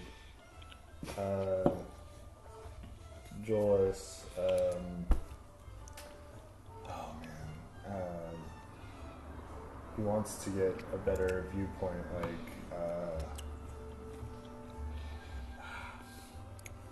he's going to run down. Have I seen anything like this before? Give me a nature check.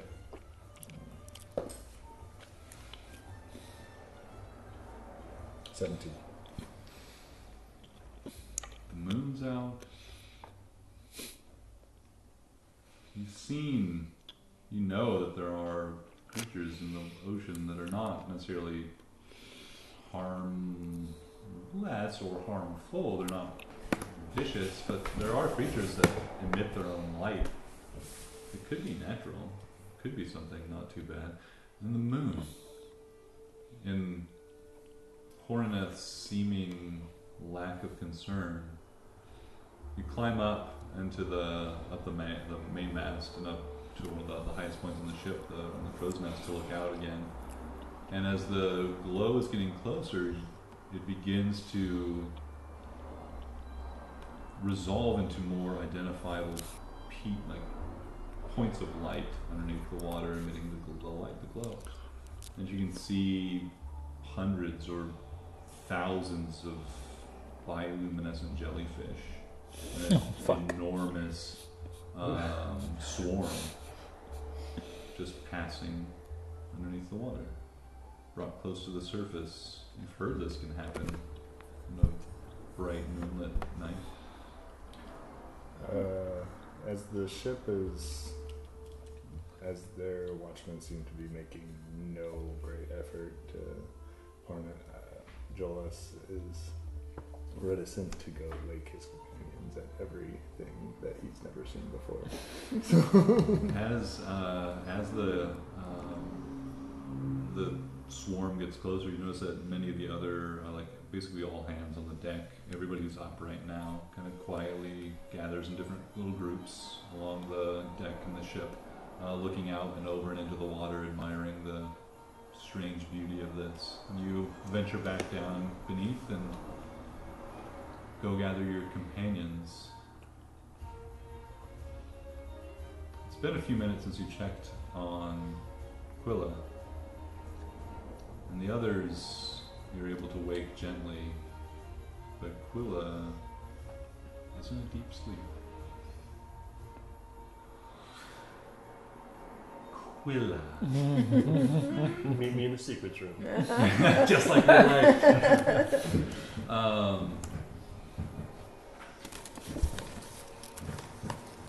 You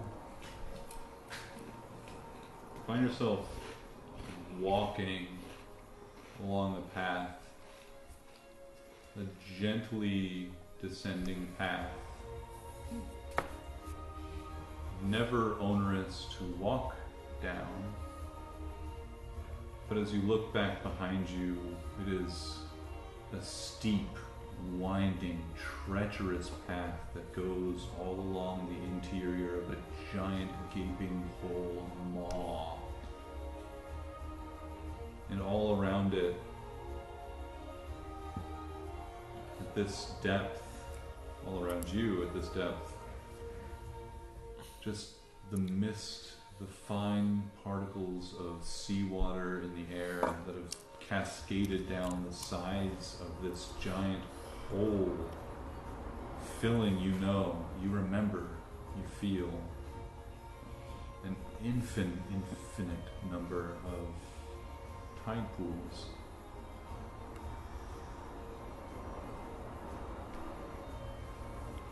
There's somebody else here with you.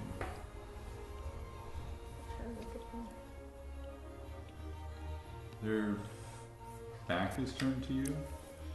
You can see an unruly mass of seafoam green hair falling back behind them and over their shoulders.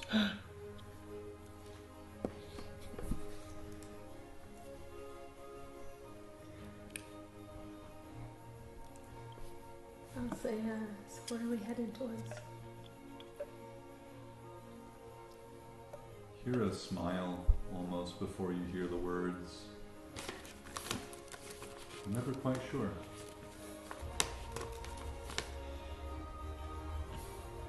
I think you might play a role though, if you're willing.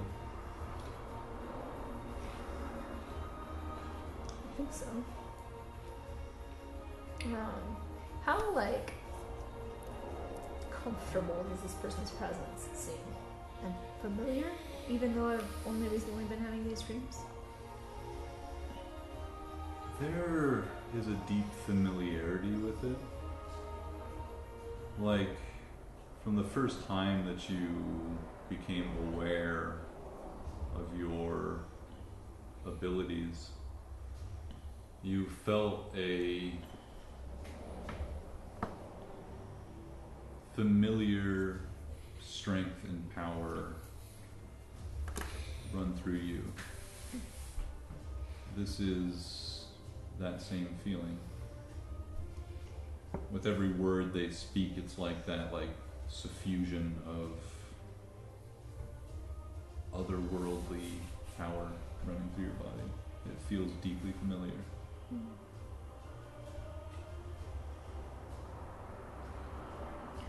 So this blacked out power, this gap that we're going to go towards, seems like you might have some interest in it. It's important. It's not what it's supposed to be. I have trouble remembering, but I think you going there might help. I've seen in some of the pools that important things happen there. Do you want to be a part of this? You can still run away. In some of the pools you die there, still looking away from you, back turned towards you. Looking up to the almost like feels like unending but always approachable height of this place.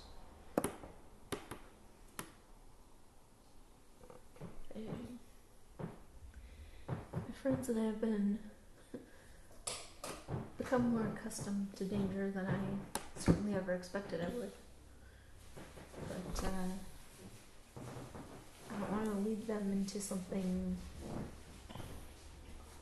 unnecessary. If we're going to face danger, I want it to be important. And important to the right people or causes, not just power for the sake of power.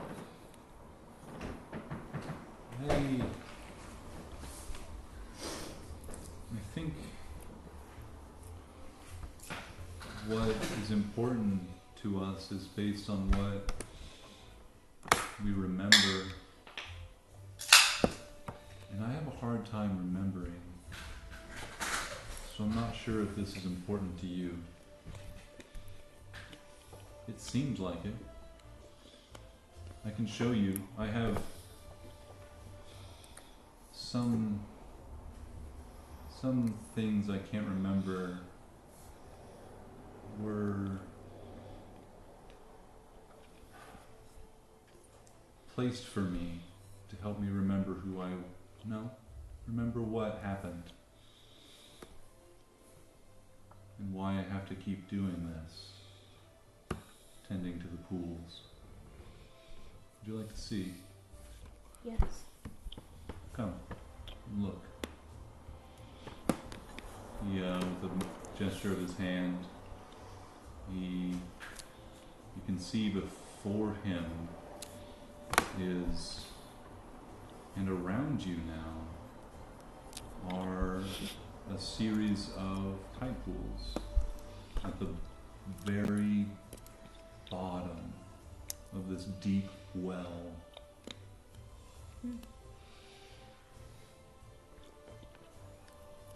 Does this seem theoretically like the maw to me?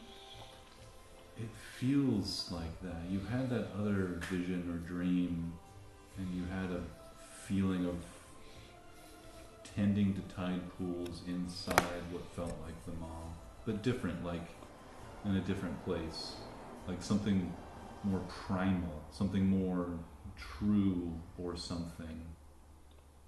And with your conversations with Nazira and what you've experienced at this point, I think you would think that like this is maybe the phase representation of like what this place looks like in the Fae. Like you learn there's some overlay, like the Fae is sometimes like similar in places to our world but different. And this might be one of those places.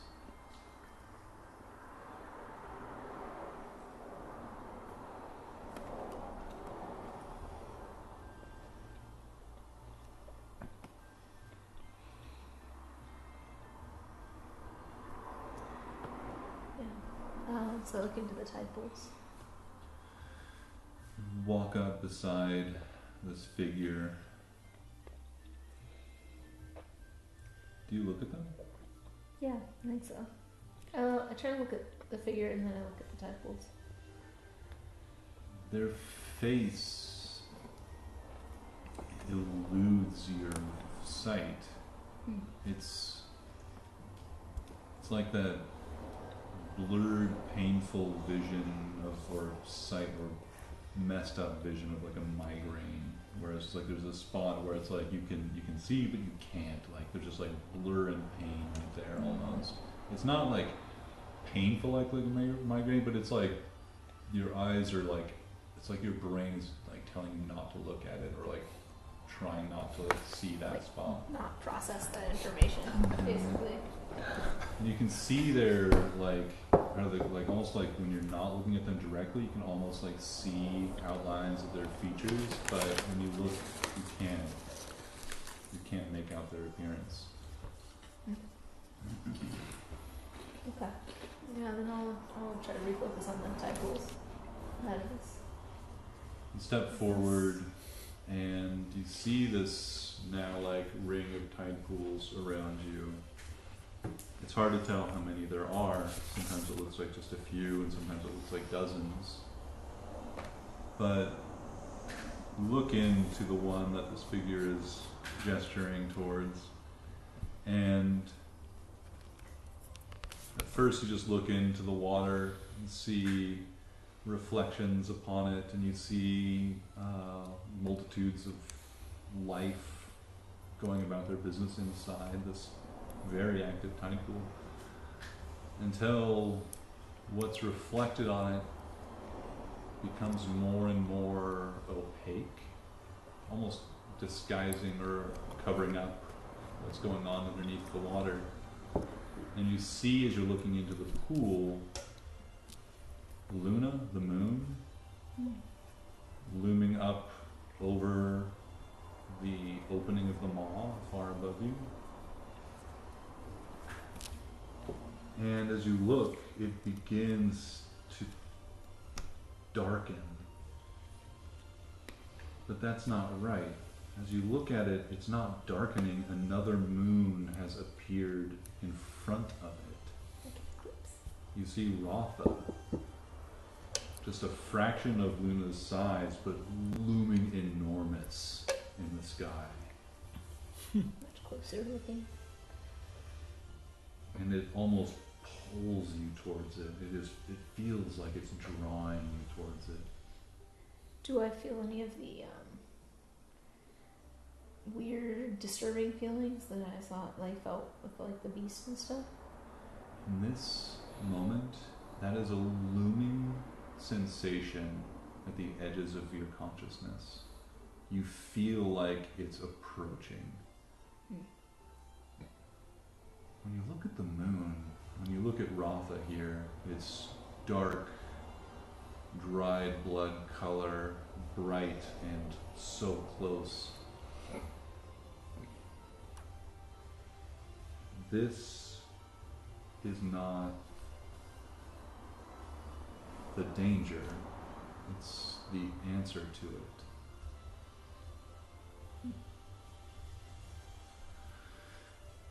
You move on to Real quick, when I look, I'm seeing this in the pool, right? If I look up real quick, can I see Ratha at all? No. Okay.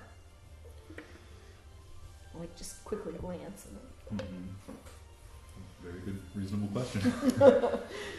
You move on to another pool, and you see the moon, both of them, still there in this next pool from the beginning, until Ratha cracks and splits open. But that's not even the strangest part of what you see. You see the tide has pulled an utterly immense amount of water towards the moons, aligned one in front of the other.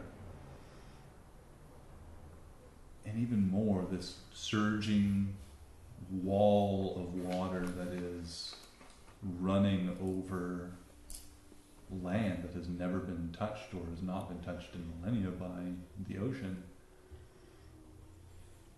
This bulbous growth of water on either side, or at least, well, you can't see the whole planet, but you know, that's the way tides work. But on this side is just utterly immense.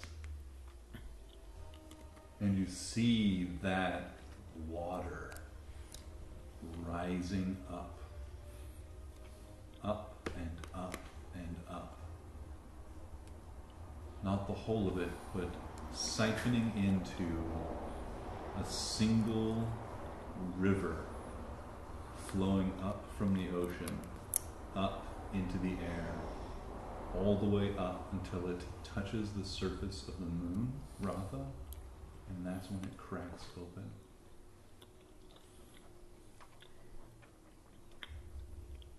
That's interesting. Confusing. Huh. Do I notice any reaction from my friend? Seems passive. When you look back at him, his face, he's like turned away from you again. Do you know what this means? It's where we imprisoned it. And it wants out. We opened the moon and we put the darkness inside. We sealed it with the key that has no business ever coming in contact with the moon. The ocean. Sealed it with the ocean. Do you know what it is you seal it? Crawling darkness.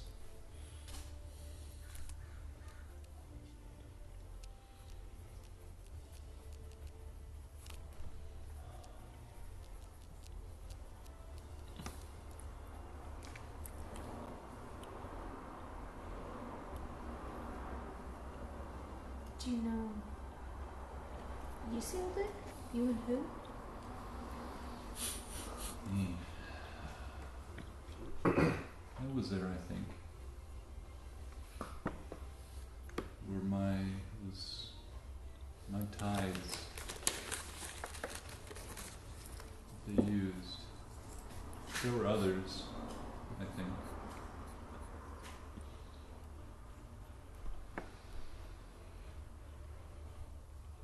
Things were different back then. I could remember things. Remembered who I was.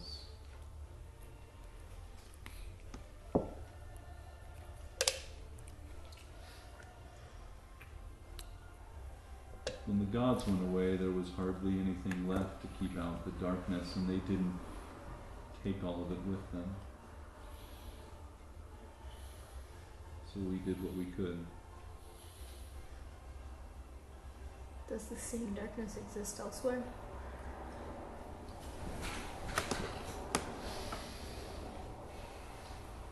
He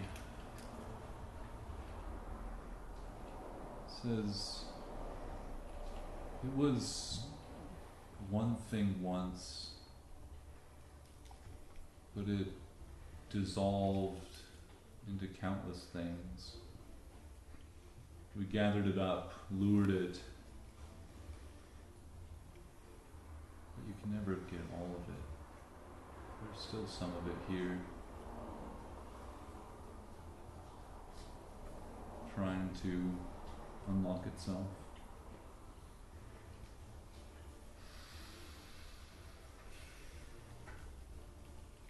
There were your kind too, that worshipped it. I think they still do. Humans? Or Things that live in the now.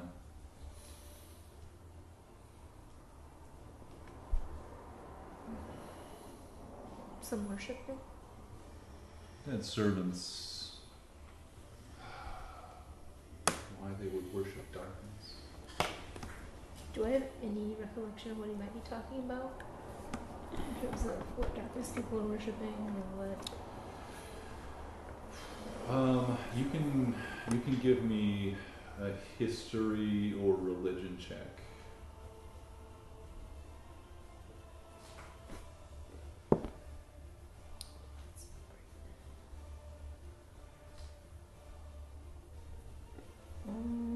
That's gonna be a 14. 14. All most history before the collapse and around it is just conjecture and stories. Like not a lot is known from that era. Did this happen, you said, just after the gods left? Or do you know when this happened? I don't remember.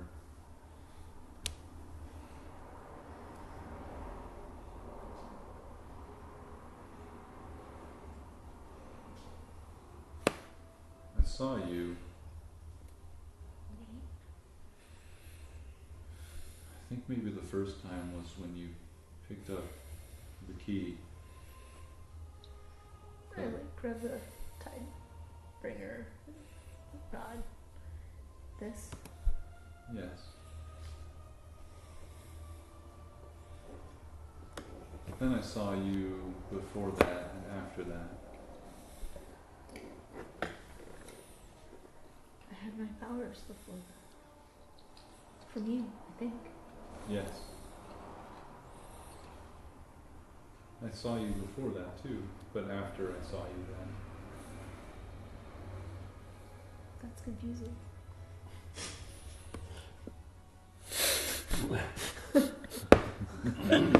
I'm sorry. That's I okay. can't remember. No, Ever. it's okay. I just. Most of us on this planet are pretty linear thinkers.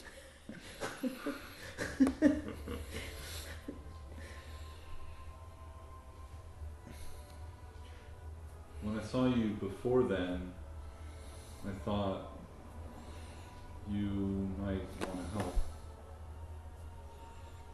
Yeah. You're already part of the moon, already connected to the tides. He was able to speak to you. Yeah.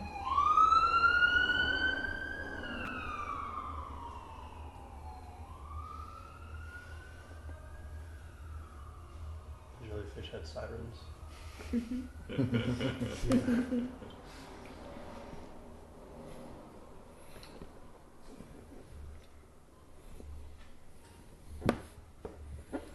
Do you think where we're going has something to do with this? Since we've been on the ocean, I there's this presence, this looming force, something ominous. I think there were locks. They were important places to keep the moon away.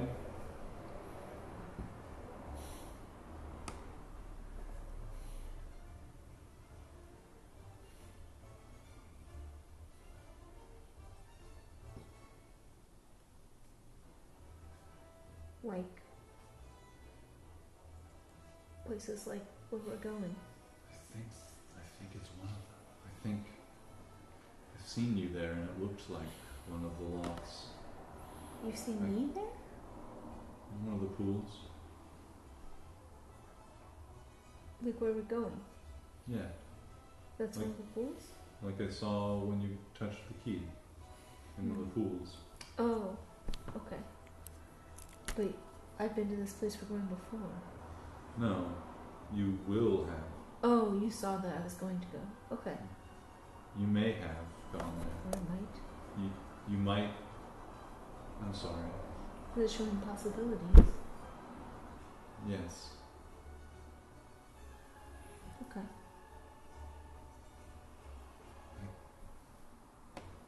Did I that can't see them clearly enough, so I don't have the strength. It's not right. I can see them too clearly, but I don't have the strength to say what I see.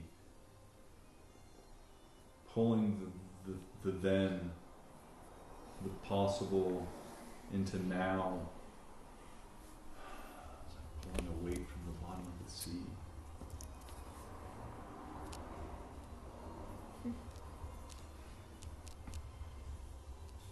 I mean, if all these things happen or might happen, the sequence, if you don't know the sequence, it's a bit of a puzzle to fit together, I imagine.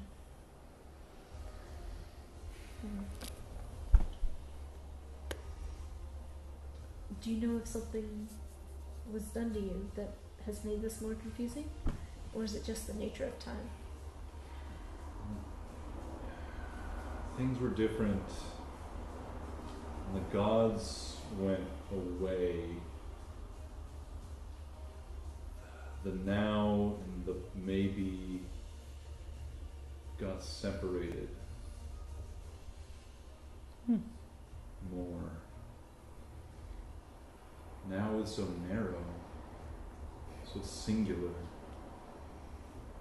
The gods, great powers, can't live in the maybes and the now. I was made to forget. I was made to forget what was and what is, so I could see what might be. So I could continue looking after my pools. Make sure the darkness doesn't come back.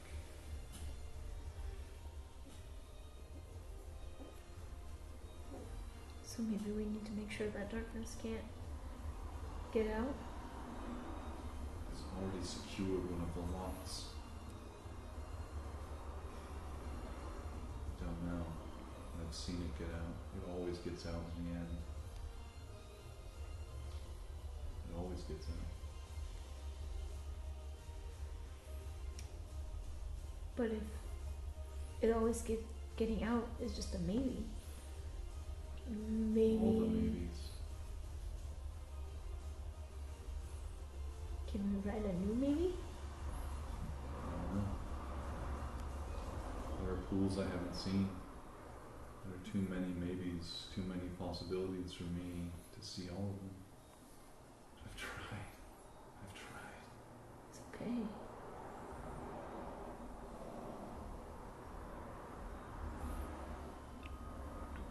This is incredible information.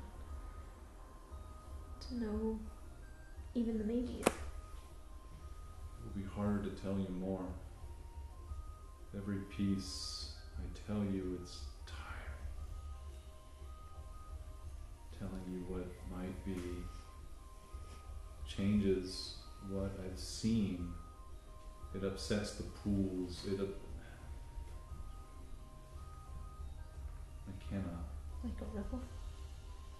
From the outside in.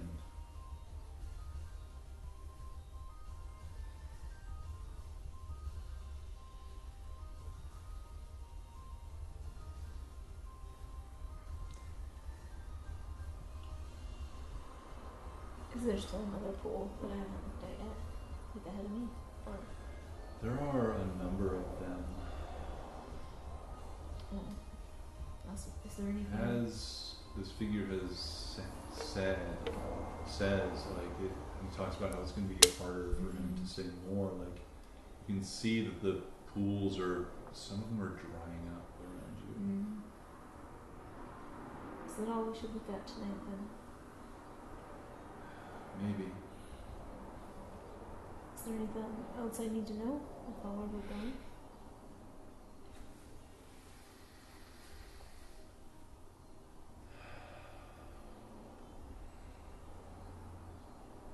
It knows you. Darkness remembers, didn't forget. It remembers who put it away. I didn't put it away. It smell like them.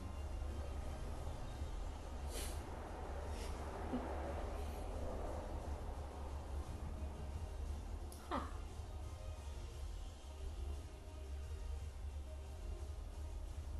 I smell like them? Like Okay. the moonlight.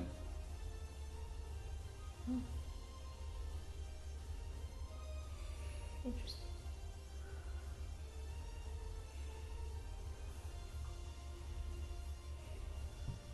Does this make me think of my heritage? It does.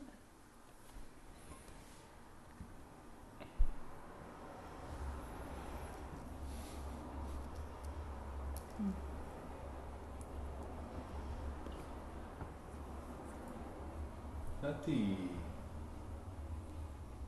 continuous waterfall of this place seems to be growing more rough wherever the surface of this place is, and you are beginning to be showered with, at first, more and more just sprinkling spray of water, but it becomes a downpour. Seems like maybe we should get out. They're nowhere to be seen as the water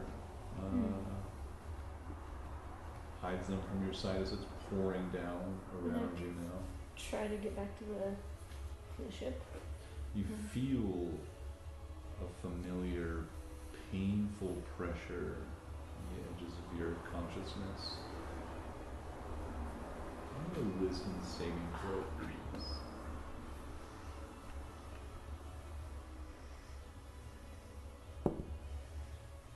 Oh shit. So we will hear oh shit. 6. 6.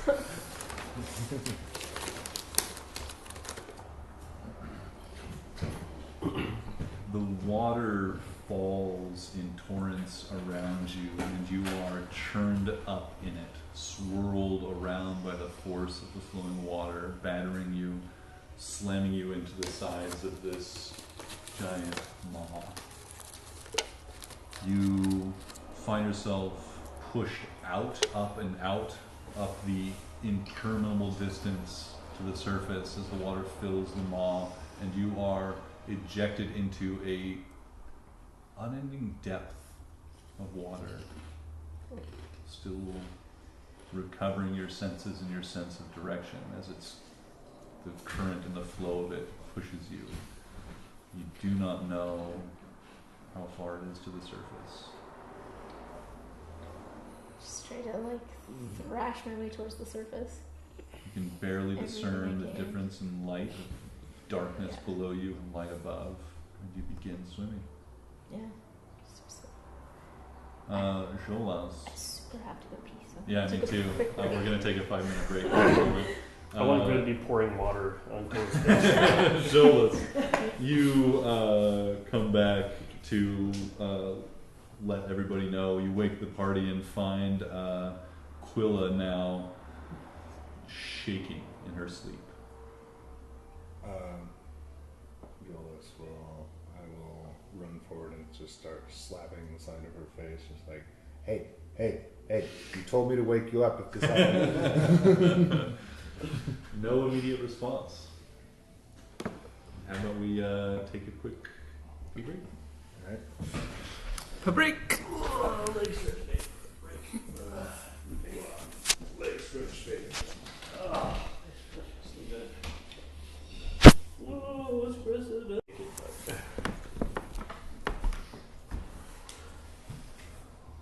So,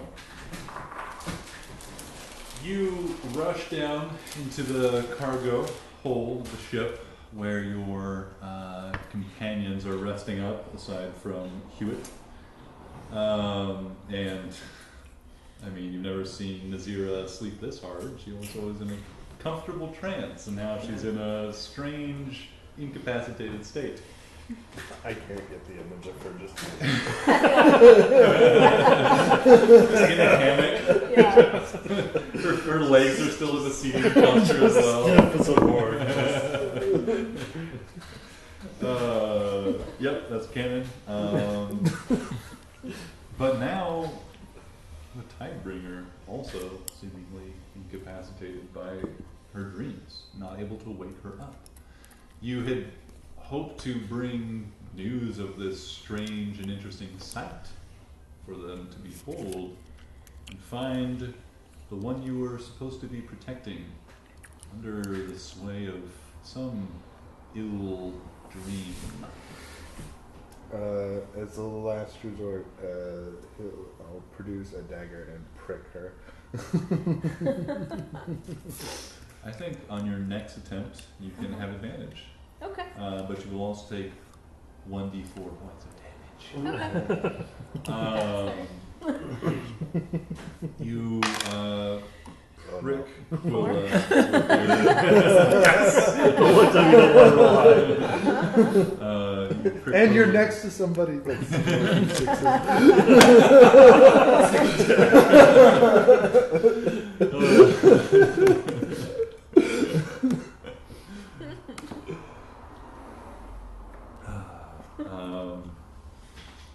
Yes, fantastic. Quilla bleeds from a small wound, not a throat cutting. Just about to scratch. And squirms and struggles in her sleep more. At this moment, you hear a scream come from the deck of the ship. 9.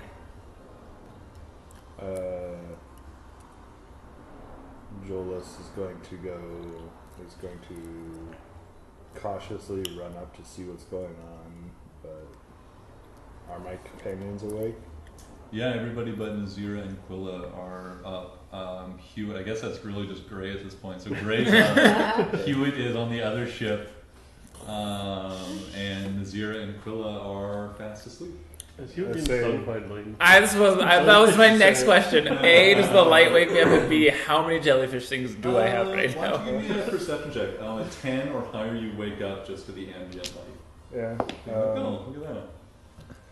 And I'll tell Gray, stay here. I'm going to see what's going on.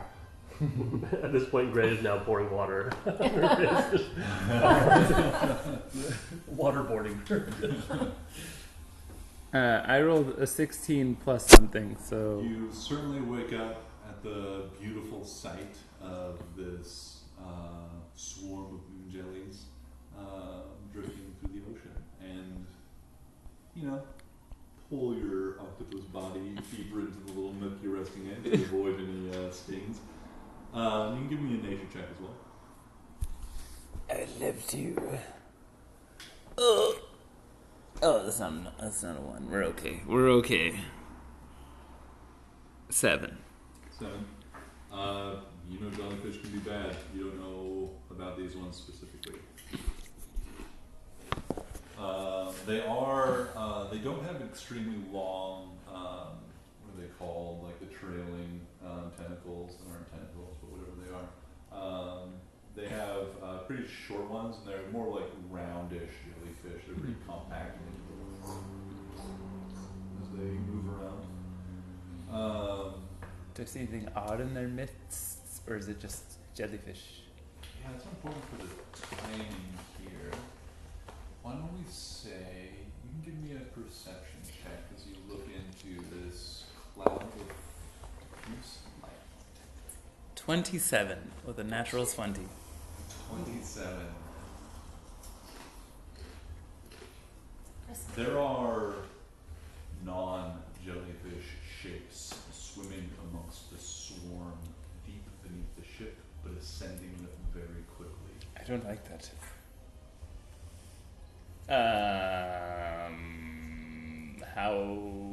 What do those shapes look like? The 27, they look like long, like you can see limbs, you can see arms, but you can also see long, snake-like, eel-like bodies whipping back and forth through the water, propelling them forward. Quick action. How far away from the boat am I about? I think it's probably keeping a pretty close tail behind the ship.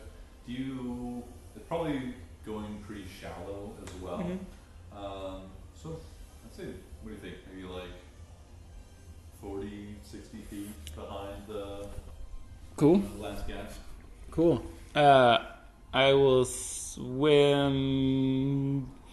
through it, and try to get above these things as quickly as possible. You're already above them, I think. They're coming from deeper than you are now.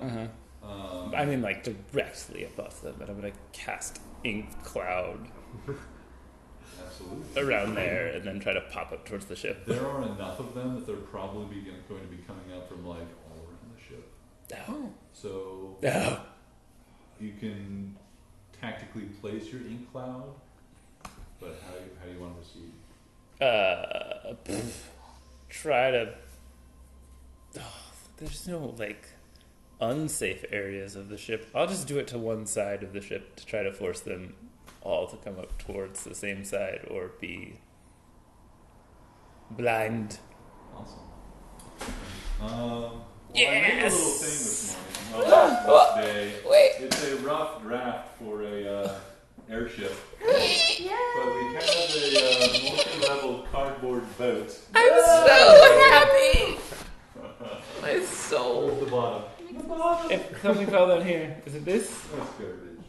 So I haven't drawn in all the pieces yet, but for now, it has a top with forecastle and aft and multiple layers for the below decks. So that's a thing that we can use as needed. I'm so happy. Crazy captain. And it should be roughly to scale for this ship. Awesome, dude. That's super cool. That is very cool. Yeah. So badassery. That's perfect. So good practice for making an airship model out of cardboard and garbage.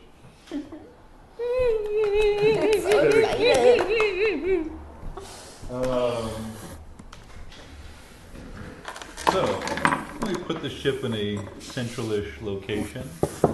I got long arms, I'm good. And we can have,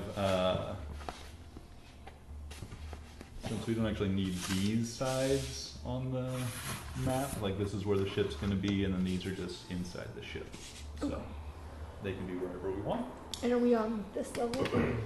Or am I- Correct, yeah. So there are also rooms beneath these, but they're also not on them. But these are captain's quarters, some other chambers in here. There's some officers' quarters and some storage up here. You guys are indeed down in this deck, which is one of the middle decks here. Then below this one is the bilge where Gray has been rat hunting. Great. Oh my gosh. So, on which side of the ship do you ink spray? Why don't you do a little Starboard! rotate? Inky. You can just place this also as a little reminder. I have Do you have a item. spell I have a. there?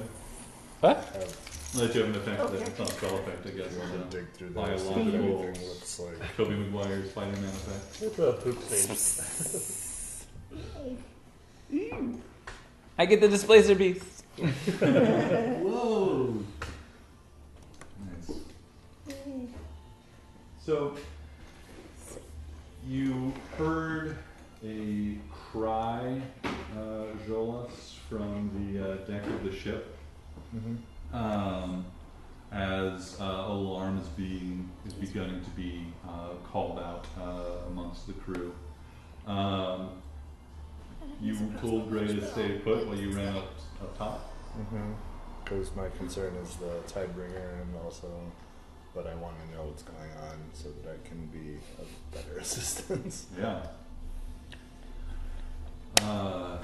You rush up to the top of the ship, coming up from the deck, and you see a horrifying sight on the ship. There is an enormous snake-like figure coiling around the middle mast of the ship. So, where do I come up if, like, am I like. You are going to be coming up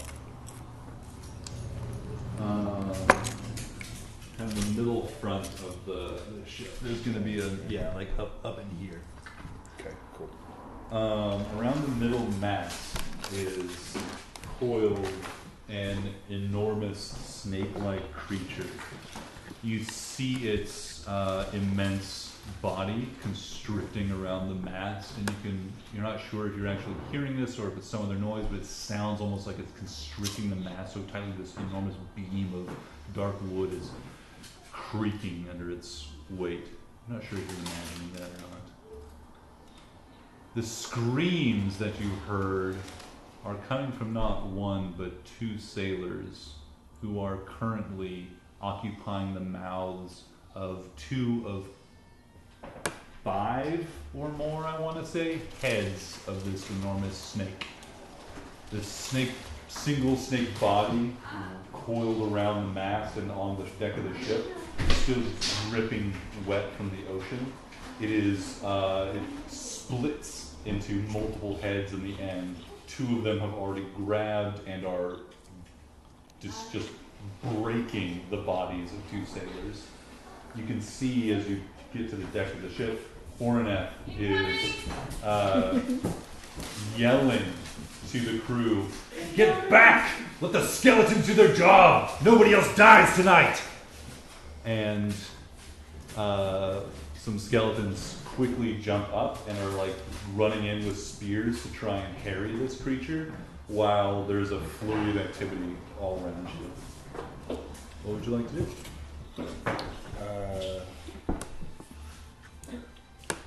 I'm going to It is not evidence. duck back down onto the staircase, pulling my flask of. I'll pull the flask of that booze that I collected and wet the tip of my javelin with it. Oh, okay. And then I'm going to let fly at the beast here. All right. Why don't we all roll initiative, please?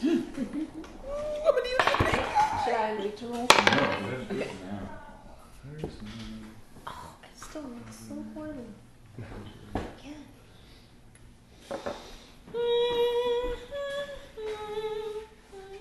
So, remember, roll initiative for my monsters beforehand. That's They all got genius. 20s. That's smart. Natural 20s across the board. Crazy. All right, great. 19. 19. Oh, yeah, 19. 19 for Gray. Jolas. 23. 22. 3. 23. What's your dexterity? Plus 9. Oh, wait. Hang on. Plus 9. No, sorry. God. Hang on. That's a. I was looking at the wrong. Obviously, 20. So Just a plus flat five. 20, dirty 20. Wait. You got a 20 for initiative? Yes, Oh, okay. Okay. I got a 20. Just noted it as the Shall Human, what'd you get? 18. 18. 18. She already dropped. no, she's been good. Hewitt. Quilla. We'll roll 5. 5. Ooh, Quilla. Fits. That's garbage 10. Hi. Hi, Alicia.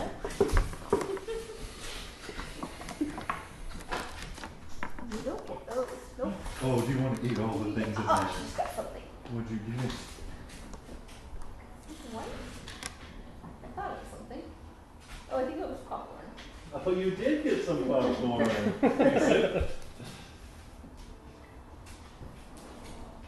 Okay, good. Both things, not so bad. It is covered in saliva.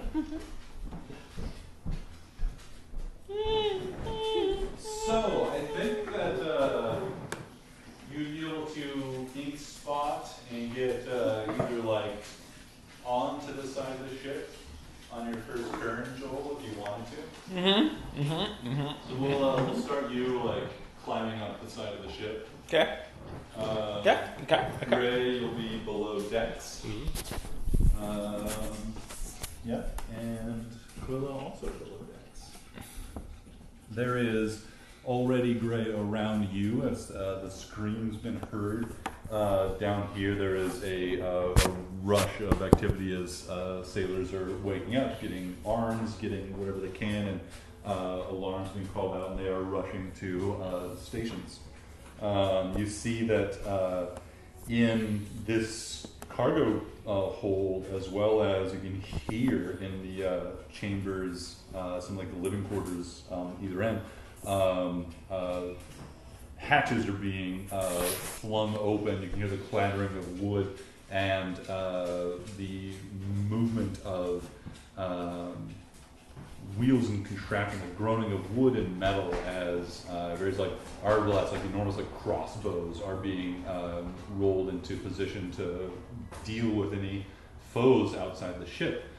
Meanwhile, others are rushing to the top of the deck with arms. You can already see they've like rushed to get their like scimitars and other weapons, and are just rushing up to the top. Our first round is going to begin. Jolas, you saw this creature, but with a 20 initiative, will not be the first to make their appearance.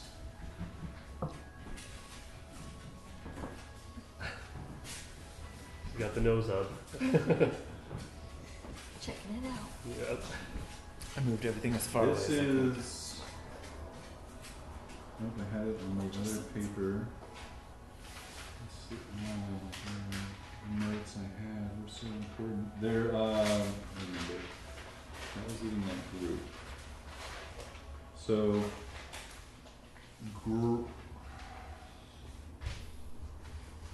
Gray, you see. Actually, Gray, tell me what you're doing. Gray is hanging out with Quilla. He wants to go investigate the sounds, but he's afraid to leave her. Okay. And that's where he's at. Imagine looking around for a sign of Easy. danger or more understanding of what's going on. Making sure there's nothing coming down. Awesome. Give me a perception check. 10. 10. I was surprised that maybe it was like That is no, it's enough to notice is their approach is not the most stealthy. Creatures are sliding through opened or opening shutters, like the, what are they called, gunwales, whatever they flats that open up for the ship. Creatures are creeping through those as you watch. And one first of them to breach this this deck, or this cargo hold, is a towering serpentine figure with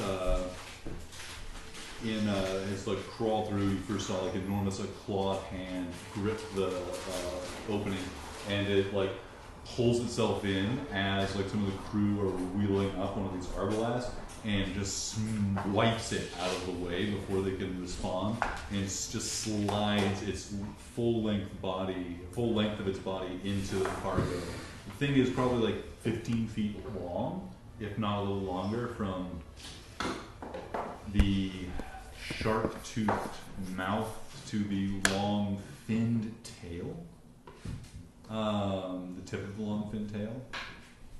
As it breaches this interior of the cargo space, others are piling in after it. However, it arrives first and will be a friendly ogre crowding into this space. Is it Gob? This one only has a single head, thankfully. But right behind it, you see a slinking figure, slimmer than the rest. But you see a handful of creatures that look like smaller versions of this coming in, and you see one other that looks thin and has an almost humanoid face, but otherwise is quite snake-like as well.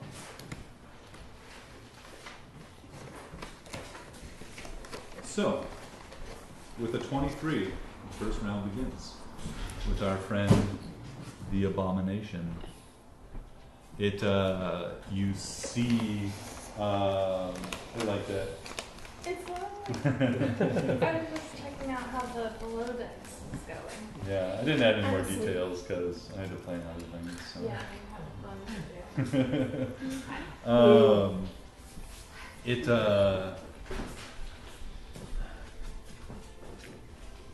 The smaller creature behind this one, which I'll just put the name out now, is just clambering in behind this giant abomination, and it calls out to it. What languages do you speak? Druidic, Goblin, and Halfling. That is none of these. Oh, and Common. Celestial and Dwarvish.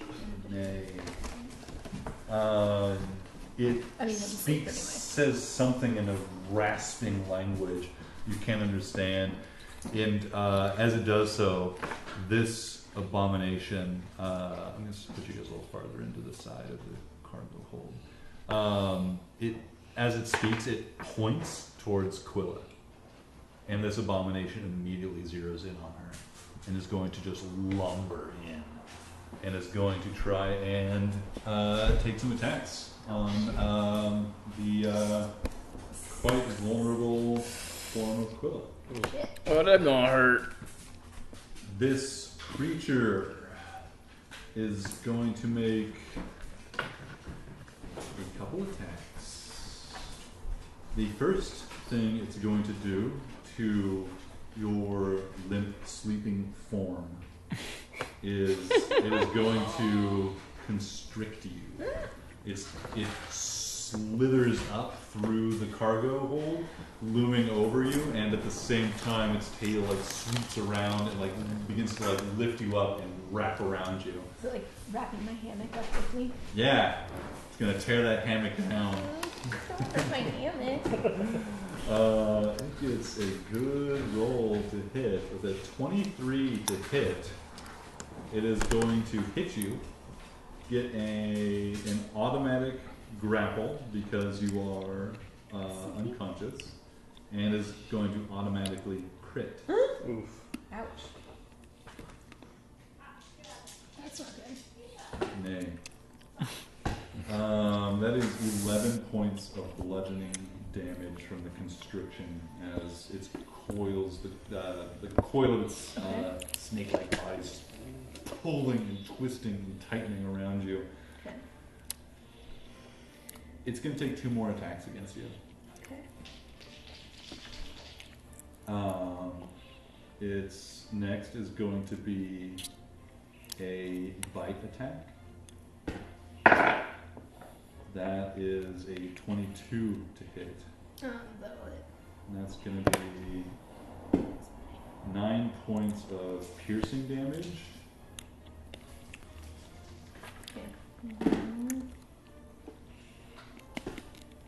And 16 points of poison damage.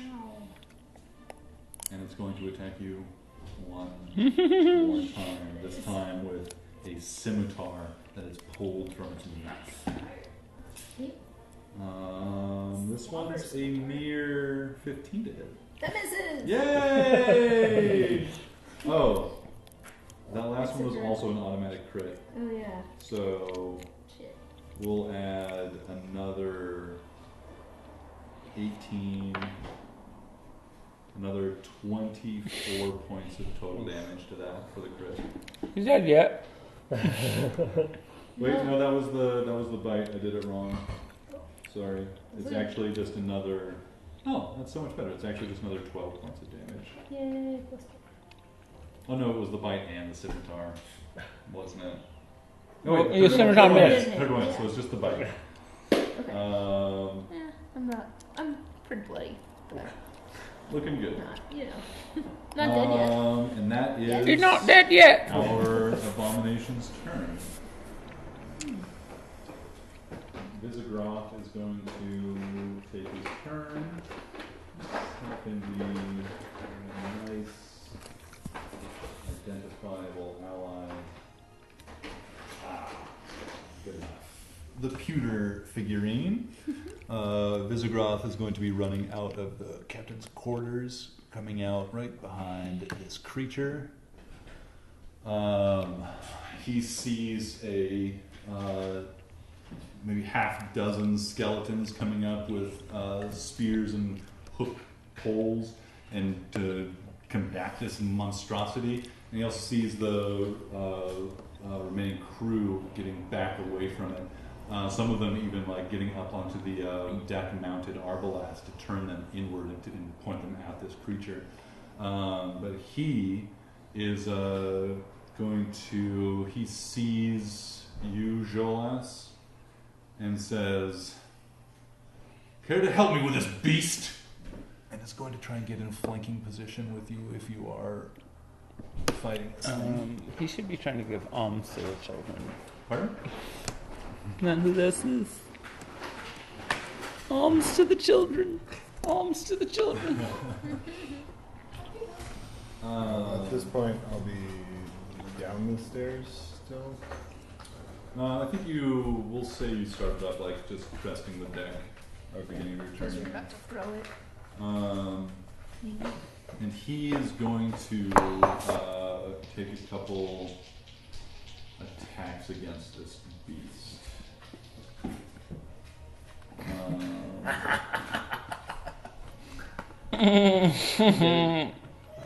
So much better. This thing- Oh my god, for fuck's sake. I can't, there we go. The far side. Both of his attacks land. He's just going to do his average damage for my sake.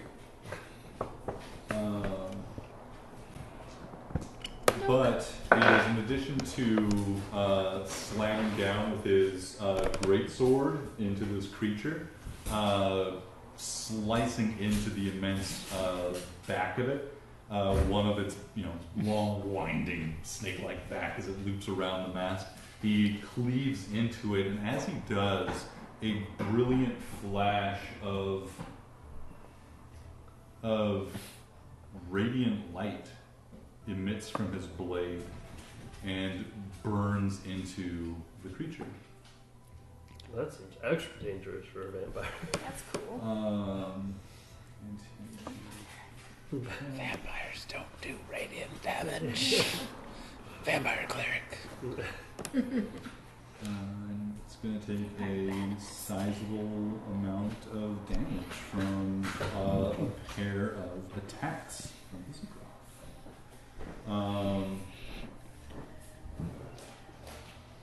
he yells some commands, and you can see him focus for a moment, and the skeletons around him become like slightly more unified in their response to this threat. And that's going to be his turn. Jolas, you're up. Gray, you're on deck. I'm going to use. Jolas is going to. Oh, those are going to destroy that guy. Yep. Oh, did you take you? Yeah, that's not for you. I was like, what in this house that has squeakers? She's like, why can't I have the squeaker toy? That's not for you. That's Because you won't have it for 5 minutes. Yeah. I forget. What did you say it took to activate my armor? Oh, Did you say bonus action? yeah, that spell is, what's it called? It's Armor of Agathis. Armor of Agathis. I think For it's it an to- act. Yeah, it is an action. I will use my bonus action. I will use an action to activate my Armor of Agathis, and you see like tiny little spines sprout. If you're looking closely, just kind of like flaring a little bit. Nice. And are there stairs near me? Yeah, I mean, they're the ones you just came up. Uh, And there's Can ones I- that go up to the forecastle. That's what those cutouts are. That's Okay. where the stairs are. Yeah. Okay, so I will use my bonus action to, since I'm close to this bad boy, disengage and get up to a higher vantage point up here on the forecastle. Okay. Prime my primed javelin is still in hand, ready to. Can you disengage with the bonus action? You rogue? Yeah, I'm a rogue. Cool. Those And- custom characters are pretty insane. Yeah. Great. And that will end my turn for now. Right. End my turn. Great. Pizza. Ray is going to reach into his bug bag and grab a scorpion and throw it here. Smart. You have a scorpion like something there. It's going to look kind of like a horseshoe crab, but with like scorpion tail and claws. There you go. Yeah, perfect. Horseshoe crab. And he's going to have it attack each of these creatures, trying to sting the one closest. It gets 3 attacks. Oh wow. Yeah. It's pretty badass. Nice. Giant scorpion. Yes. It is going to claw attack each of these guys. Since they're both within 5 feet from here. Yeah. That's cool. So first attack is going to be a 16 to hit the orc looking dude, ogre. Yeah. 16. It does hit. Awesome. It will take 4 bludgeoning damage, Oh damn. and it must make a. Hey, what's up, dog? So it could, you have to make a DC to escape it. I'm assuming strength.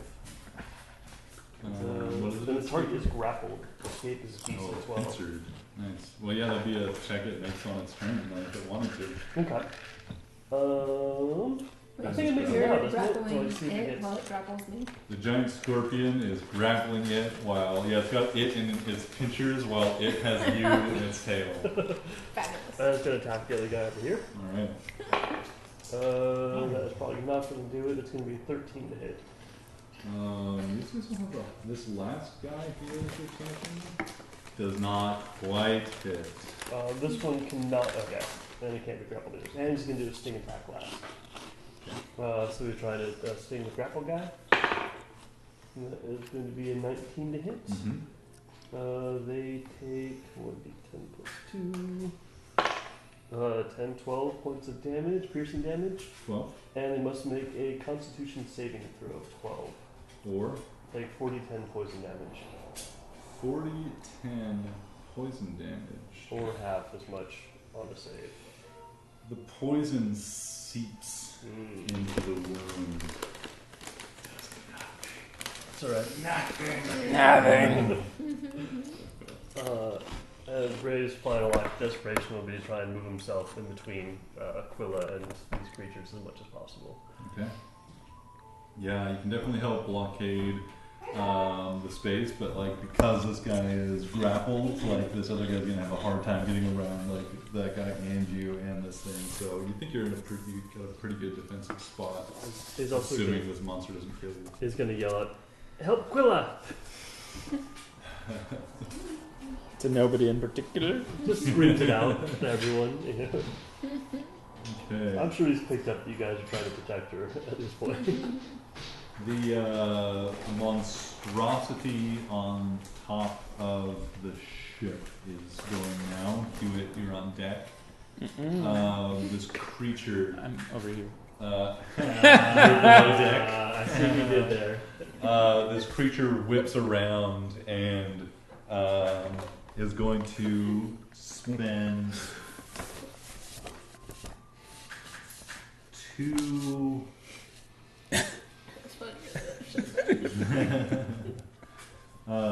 makes 2 attacks against various skeletons. On hits, it is going to just immediately destroy them. 1 more skeleton bites the dust. Let me track this cannon fodder of skeletons remaining. Up on the deck, Jolas, you see that there are remaining 6 more skeletons after the this one that's been destroyed. The remaining crew, there's like 8 or so crew up there. I should track them as well. They are manning the balistas fore and aft, aiming them in the center of the ship to bring this thing down. It is also going to take 1 attack against Visigroth. Natural 19 is going to hit Visigroth, doing some average damage for speed's sake. And Visigroth. Say it until the stats will appear before me. That is a hit. Visigroth is going to take a substantial amount of damage, and he is not resistant or immune to poison. That's unfortunate for him. Become a vampire for a few centuries, and all I got was a stupid T-shirt. One question. So this thing has already killed 2 crew members. Yeah. Okay, so I would have extended I would have gathered a soul trinket while I was there. Fair enough. Stealing the souls of the dead, are we now? Hewitt, you're up. Hewitt! With my... Well, multiple things. I have so many questions, Mark. Is anybody else climbing up on this side? Because they were climbing... Yeah, like, they were climbing up on the other side, it sounds like, to get in, I'm assuming, from where I'm sitting. I would say that you are at the edge of the ship or climbing up. You see that there are other entities climbing up out of the water quickly in your wake to board the ship. I would say that there's probably a handful on the side of the ship that are apparent or will become shortly to you. Okay, they were not put off by my inky black pool. Oh yeah, the inky black pool.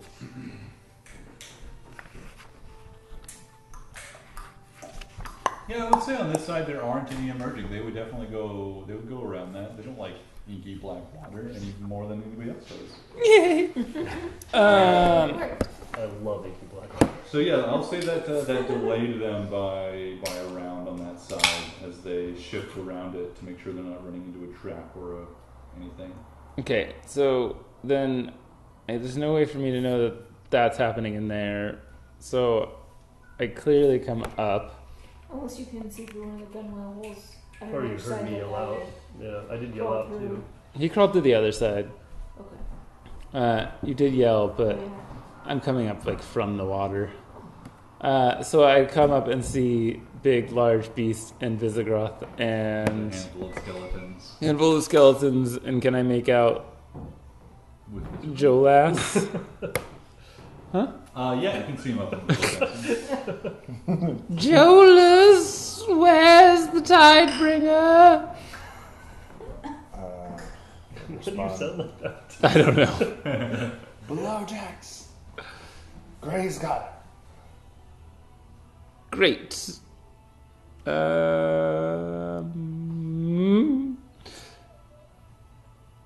I don't like this thing, but I know my job. So, do I know that I could get in through those? Yeah, you see a number of the like slats like, opening up as they shift the arbalest. How tall is the ship? Last How tall question. is it? Yeah. I think probably like 20 feet up on the. Okay. Perfect. I have a Captain movement Paul. speed of 40. So I'll come all the way up and then go down to the gunwale and climb through. Fair enough. Good answer. Good answer. Yeah, even on the midship, I'd say there it's probably a little lower too, so you'd be able to get in. And I'll come in. You put me where you think I'd come in, because that's fair. Yeah. Why don't we? We'll see. You're definitely coming up on this side, as we said. I'll just roll a little die, and that'll be coming up right in the middle, right, pretty much out. Actually, this one wasn't open, so you'd have to open it. The nearest open one would be like over here. Perfect. You'd be like, imagine the privacy boxes and stuff just blocking you from this. Okay. So it's like, Okay. you need to go around Perfect. or over. Perfect. Through. Or through. Quilla! Ruin hair! Oh, bonus action. Dash around the corner and see Scorpion, Horseshoe. Horseshoe Crab, Scorpius. large Zombies. man beast beating up and grappling Snake Man. Snake Man, grappling the person I'm supposed to protect, and who cares about the other guy? I'm gonna beat the crap out of that one. All right. So Grappled, its movement is 0, but the attacks are not at advantage or anything unless you've got something else. Hey, I'm whoa, not. Hey. Hey, shit, you're a bad dog. Nobody likes you. you're a bad dog. And I have 2 attacks, so I'm gonna use both them. So that one didn't go. Natural 20 on one, Nice. and a 18 on the other. So I think they both hit. Those will both hit. Using the royal laws of critting, that's 9 plus. Wait, we just max die. Never Max mind. die. So Plus. 6, 10, 3, 17. And second hit does 8 damage. And then I can't use a bonus action because I already dashed. So and my turn. Alright. With Hewitt gone, we get to initiative 10 when minions go. The Skellies, the crew, and some enemies as well.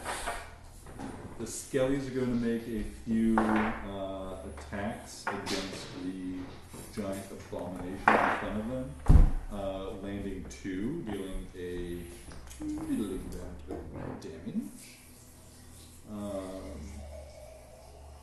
And the crew, meanwhile, are going to unleash Arbalast bolts at it. These have to do a bit more damage, and we have a natural 20 in the results. 1 additional hit against the, and it is average damage. You were right, Jared. Those are yum yums. In my tum tum. Okay. Cat food. A substantial amount of damage, surprisingly, from NPCs for once, pulling their weight. The crew unleashes 2 arbalest bolts, these heavy crossbow bolts, almost more similar to javelins or spears, fly through the air and slam into this creature. Huey, you see one of these from the floor of the ship come back, hit the creature, pin it to the mast, and its writhing snake body just rips out of it, leaving the arbalest bolt where it lay, like pinned or stuck in the mast, just ripping the hole straight through its body to free itself. Mouth is watering.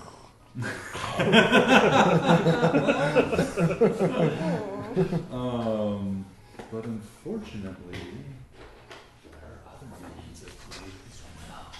How As similar 2 does more this look to the creatures beast that we crawl killed into before? the midship and begin to fall upon.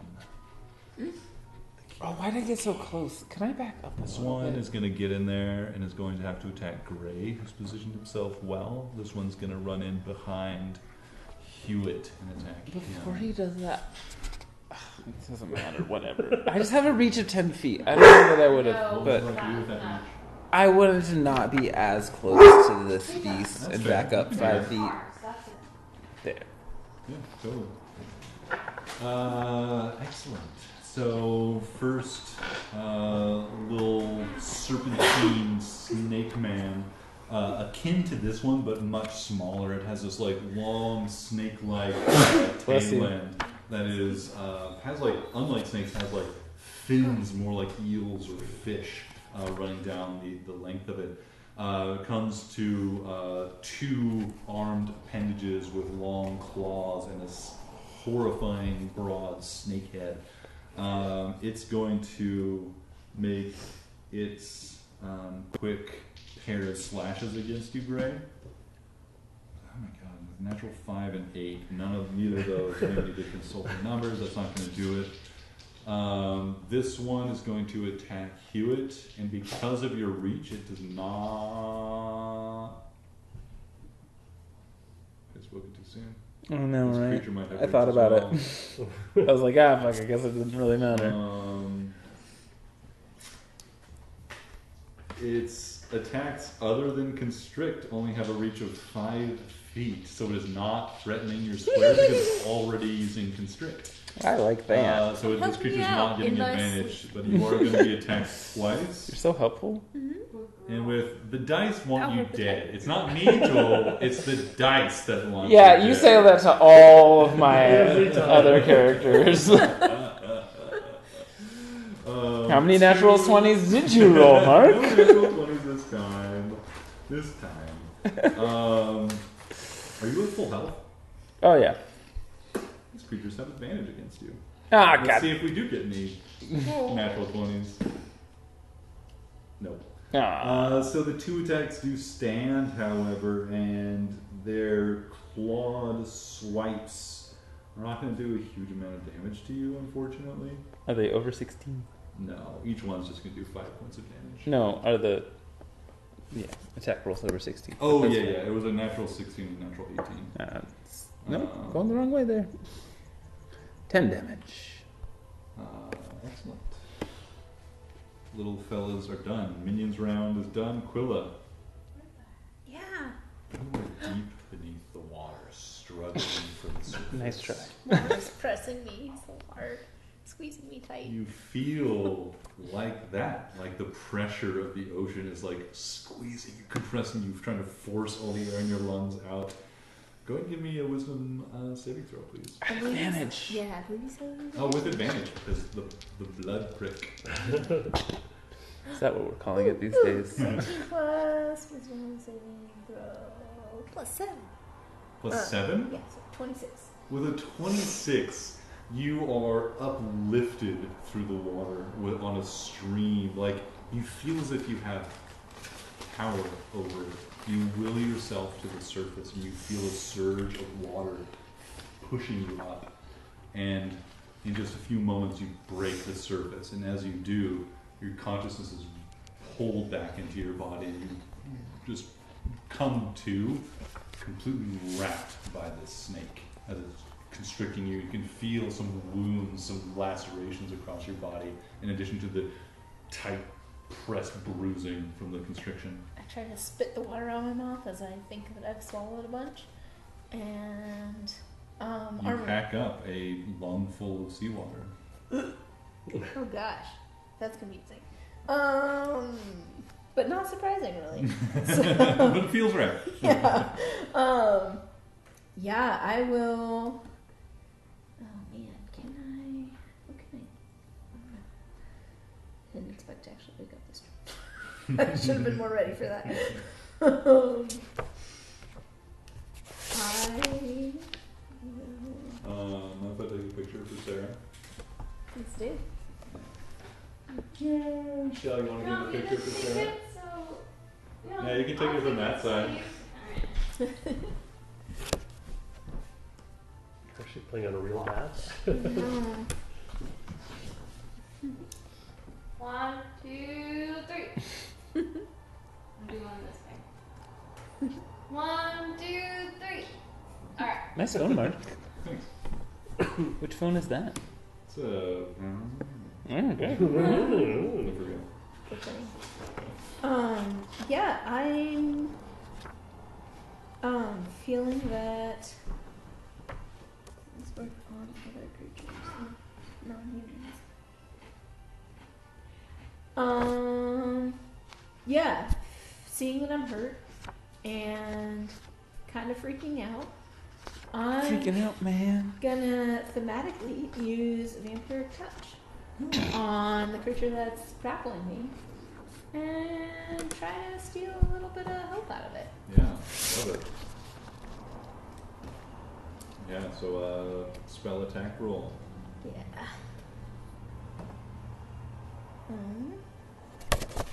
Touch. Roll. That's gonna be 21 to hit. Nailed it. Okay. And then 1, 10. That's 10 plus 5. So 15 damage. Nice. And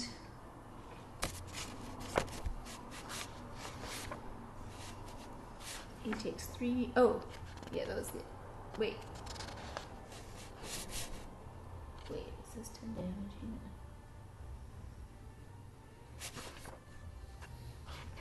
It said. Oh, I read the wrong one. It's not actually 15 damage. My bad. I read the wrong line. It's 3d6 damage.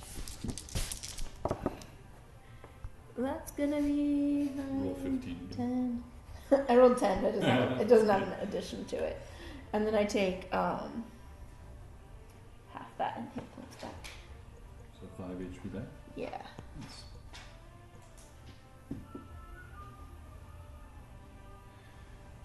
Creature.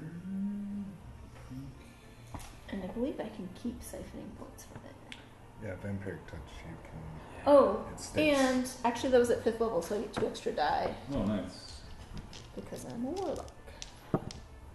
That's gonna be an extra 5 points for 15 damage. 15 damage! Woo! We got I there. get 2 more points though. Okay.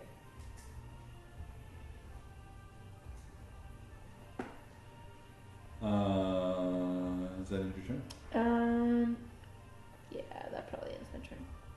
Okay. I'm still, well, I'm assuming I can't do that and try to break my grapple, because that Yeah, was it's an probably an action. action. Okay. Yeah, that's probably all I can do right now. That was- Hornet up on the deck is going to leap from the quarter deck. Is that what it's called? The back one is going to leap off of this onto the monstrosity with 1 foot on the railing. Just jumps up. He doesn't even have a weapon in this moment, but you can see his hands extend into claws. And he no longer is held back by having to hold an umbrella over his head. And he leaps onto the back and necks of this creature and just begins like clawing into it with his hands, and just like his mouth seems to just unhinge. Oh, it's one of those vibes. And his jaw just extends open, and he just bites into it, trying to rip flesh away from this creature. One of his attacks lands, adding some hurt to this monster. It is bloodied.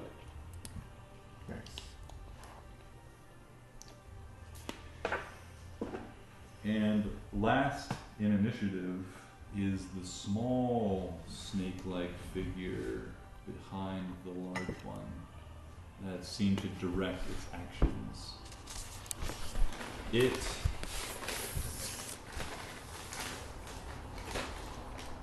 points at your feet,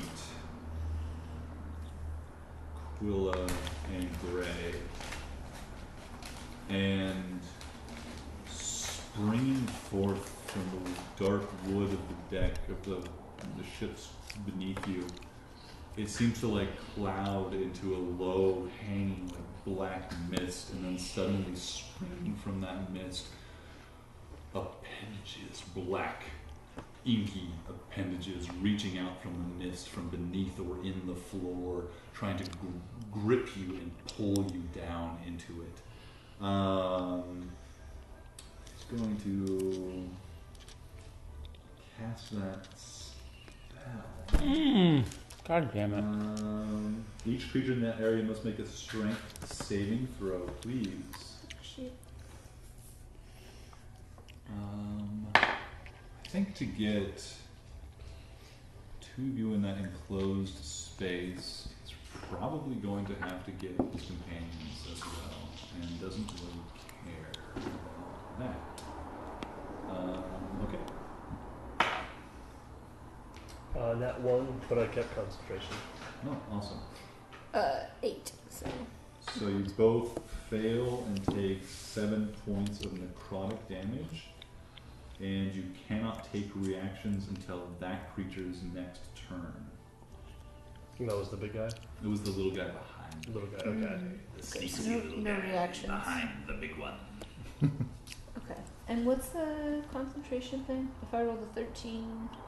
That's enough. It's it's either 10 or half the damage taken, whichever is higher. And that brings us to the end of the first round of our little surprise. 9 o'clock. Yeah. yeah, it's probably That's it. picture of it for the night and Yeah. save that for next week Swarmed by or creatures. next time. Oh my gosh.